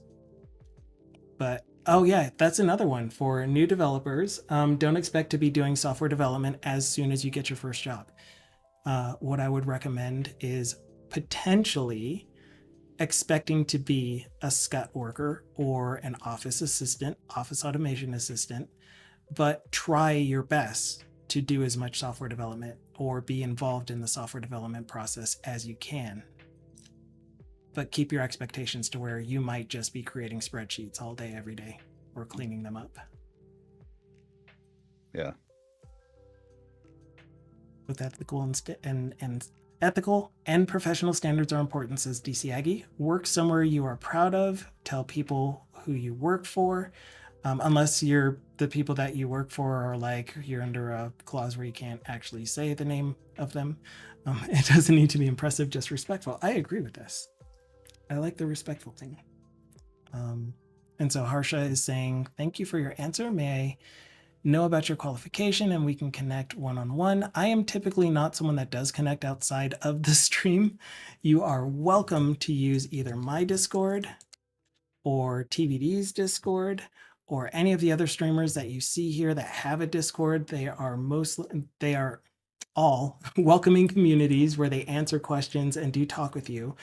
I am not making myself available for one-on-ones outside of the stream. I'd say use Discord, chat to groups, don't chat to one-on-ones. Get the input. You benefit on here from the combined wisdom and experiences, and that we all have different approaches and different experiences, and we understand when to agree. So it's probably the best. What's the word? I don't mean analogy. I mean something similar to analogy, but it's probably the best environment to kind of understand the differences of opinions that people have. So one-on-ones don't necessarily help. Yeah, I had a one-on-one with someone recently about teaching styles and how to approach the subject of teaching someone how to do to do programming, and there were a lot of situations that came, or a lot of statements that came up. And you know me, I have my value system, I have my ethical boundaries, and I will point out when there's something that is said that I am not in agreement with. So I will suggest a different way of saying it. And that's my rewording of saying I'll correct you when you're wrong. At least that's how it comes across, I'm sure. So it's not necessarily beneficial for me specifically to be in a one-on-one with you, unless all we're doing is discussing a topic that we are allowed to be disagreeing on, as opposed to an approach that I think you should be taking to do X, Y, Z. Well, so on that topic, so Yeah. DCI says don't be afraid to adopt someone at your current job as a mentor. That is true. Yes, mentorship is useful, and I have actually flipping thing everywhere. I have actually considered offering some level of mentorship if people want to do that, like, so that opportunity to do some of that one-on-one stuff. But it has to be balanced. It has to be also the one thing that you should learn early on is that just because someone tells you this is how to do something doesn't mean that's how to do something. It means it's the way they learned how to do it. So you should question and understand. I don't mean push back and say, no, you're wrong, I read this somewhere else. But understand where their experience comes from. Ask relevant questions. Don't be afraid. And a good mentor is not going to be offended by someone saying, this. Well, hold on, I saw this done this way. And they can go, oh, right, let's have a look at that. I've done it many times on stream where I've gone, oh yeah, I'm wrong. Or hold on, let me go and look at that. Oh, I'm going to use that from now on, right? That's the truth. We are always learning. We are always growing. So is a good mentor is going to impart that as well. So, but it is something I've considered kind of doing. It's just the amount of time and and the balance of how do I do that. But I think DTAG's advice there, finding someone who you respect as well. So good. So good. I really, really do love mentorship programs when the mentors are actually opt-in mentors. You aren't going to find very many people that want to be. And then the people that do want to be are going to be the ones that are like, I just want you to learn to do it my way. Yeah. So don't question me when I tell you to do it a specific way. But when you do get a good mentor, just like TBD said, the good mentor is going to be the one that's like, oh, I can learn from you too. You have some things that you came here with. You're not totally green. Or you're asking questions that just prompt me to be like, why can't we do it that way? Let's try it. So I love that. Yeah, I've been, so early on in my career, I had some people that I looked up to. I had one mentor for like 6 months or something like that. And then I was thrust into the middle of a lot of software development over the next several years of my career. Then all of a sudden I'm the senior. And I didn't have any real mentorship in most of my software development. I had a few things along the way. I had a few, but I've had to chase a lot of stuff, and I've longed for a mentor, someone to Sounds to awesome. to to to grow with. But I've often felt that it's not narcissism. It's not a uh, um, Ego. ego thing. I've often found that I'm the only one with the stronger opinions in the groups I'm in. So it's meant that I haven't had any mentorship for a long, long, long time. I would say out of a 26-year career this year, I've had mentorship for 6 months. And from then on, I've had to make it up as I go along. Yeah, I mean, same, And very same. I regret that. I really wish I'd found organizations that would help me grow, and I've not found one. I've been able to pick up and run with projects and run solutions and develop things that have helped businesses and add value. But oftentimes as a lone wolf, which is ironic considering my opinions on teams. Yeah. I actually am often the lone wolf developer developing a lot of stuff. Mm. So it's kind of funny. Yeah. No silos here. Oh, except for just everyone on this team. Yeah. Well, we meet once a day for 15 minutes to talk about our weekends and our plans. We're not a silo. I hate develop. I've worked with a team. I I do love working with the teams. I have had the chance to work with teams, but even in those teams, I ended up being the lone wolf going off solving a problem and working on my own and then delivering them the output. And there was no one else working with me. So even when I was working with a team, I ended up being a lone wolf. It wasn't my choice. It was more the necessity of the team.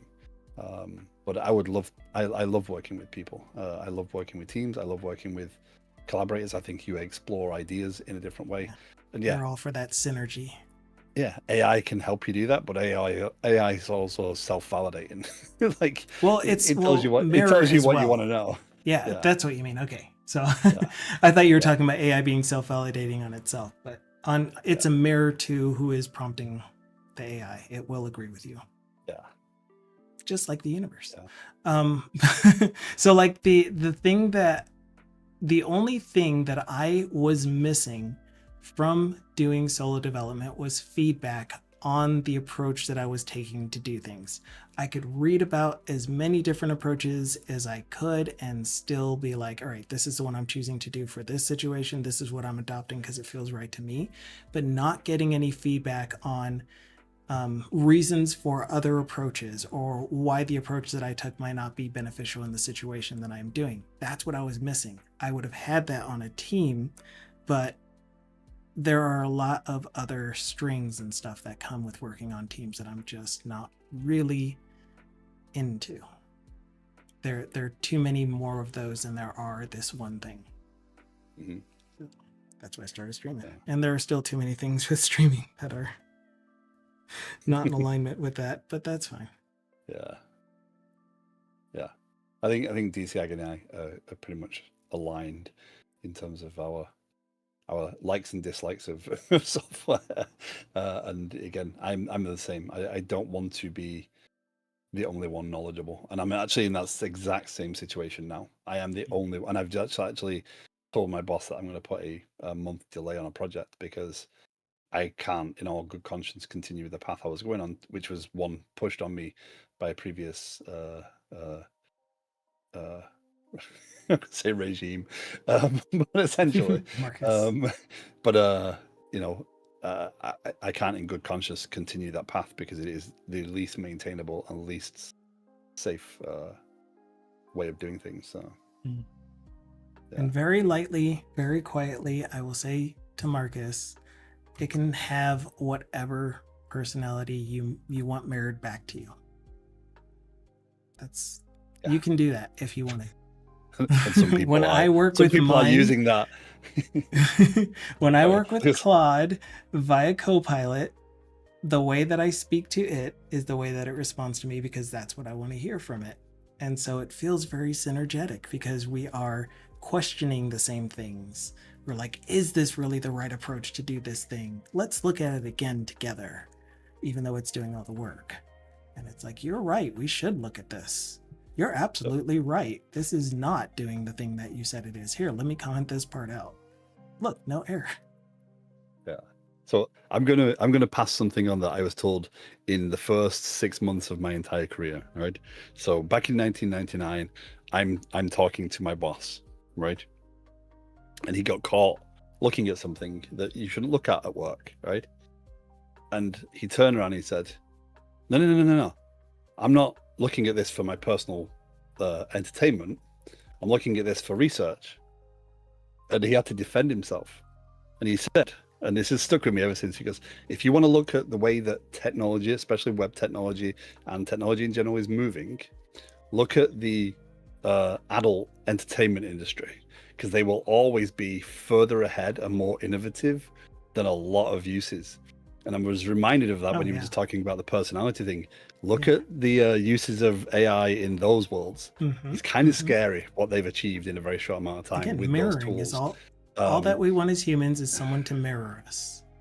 Right, but they've so again he was genuinely doing that. He wasn't actually looking. He was looking at how they were using images and how they were doing interactivity in 1999 with websites, because they were light years ahead of everyone else using it, because they were trying to get the most out of the technology to deliver the content, right?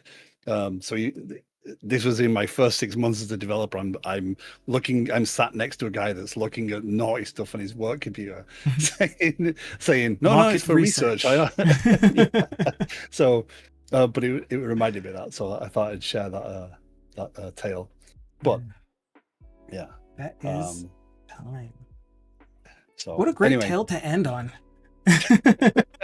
So whenever you guys are, needing to do some market research at work and your boss catches you, you can at least let them know that you're trying to figure out how they're using the technology that you are using, because they are light years ahead of us. Yeah, exactly. Yep. But it's they will use imaginative technology in imaginative ways. Yeah, and think about that. Oh man, that's another conversation. Melting. So AI happens, takes over doing the software development part. We get more freed up to use our imaginations if we want. Like, how far can you stretch your imagination when something hallucinates something that doesn't exist? Why is that a negative thing? Anyway, I'm going to go and start a grill. I'm going to have steaks and burgers. First stand up. So this week was a productive week for Liquid Sky. We got the foundations of notifications in place, so the ability to say, hey, I care about being told when this changes, is well underway. I have next week will be longer streams for several days, and we'll continue on that path and try and get email and push notifications, so SignalR and stuff is on the docket for next week. And right now, thankfully, there are no blockers. Because the only blocker is getting your grill started. Yeah, I'm going to get the steaks. Awesome. Well, I won't hold you from that. I will give my stand up after you are saying goodbye to everyone. And thank you so very much. No worries. This was a long stream day. It was for both of us. So, yep. So thank you very much. Have a great weekend. Have a great rest of your 4th. And I will speak to you again soon. Cool. Bye all. Bye. Anyone else, you are welcome to put in a stand-up. If you have never participated in a stand-up in your workplace or on a team before, it's just essentially a go-around. I was about to use a DC Aggie term. A go-around of people indicating what you have done, what you will be doing today, and what you will be doing, what you have done and what you will be doing. And if there are any blockers, which are things that are preventing you from being able to continue forward, if there's someone else on the team that you need to connect with or get some ideas off of, and it's just a short blurb that you would give about what you did, what you're doing today for the rest of the day, and maybe where you're going, and then what blockers you might have.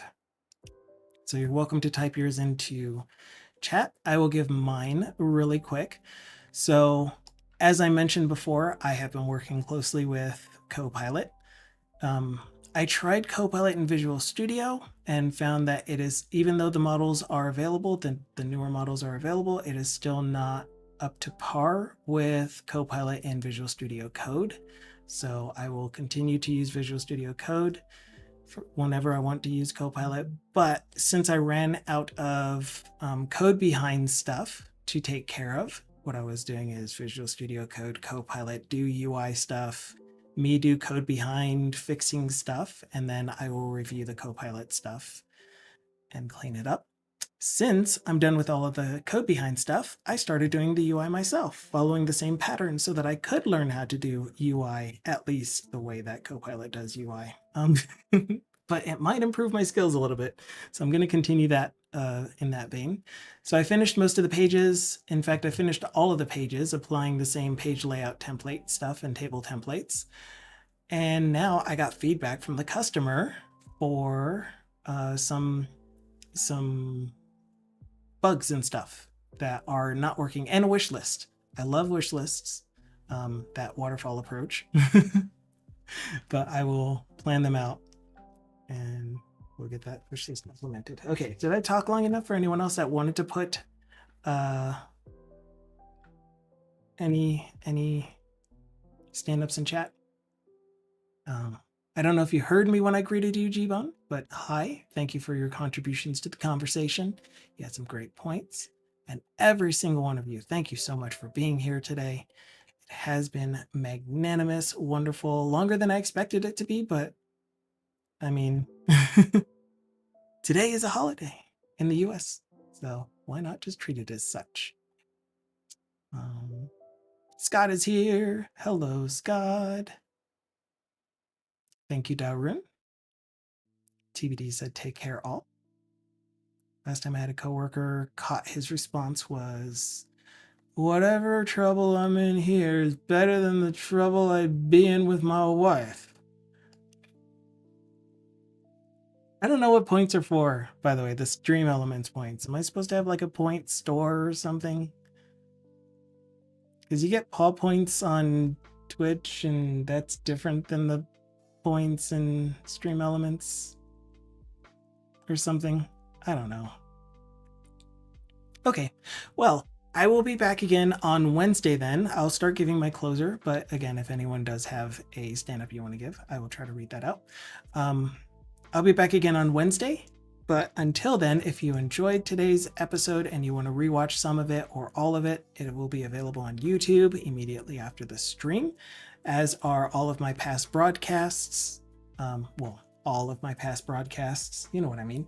The ones that are currently posted to YouTube, plus of course the VOD on Twitch.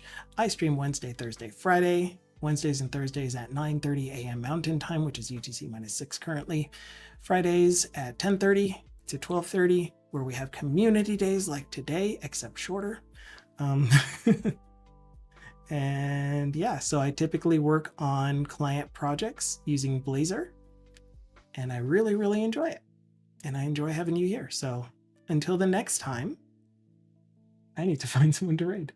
Until the next time. Oh, you know who we're raiding. Speaking of foul language and me not using foul language, we're going to a stream where foul language is just normal because it's conversational. I understand not very many people appreciate it. So if you aren't into that, you probably don't want to stick on for the raid. It is also a channel marked as intended for mature audiences. But he has been working on moving into a new house. Everyone knows who we're going to. We're going to see the Irish John Games, who was displaced from his place of residence and was struggling to get a house, but he has a house. So let's head over to Irish John Games.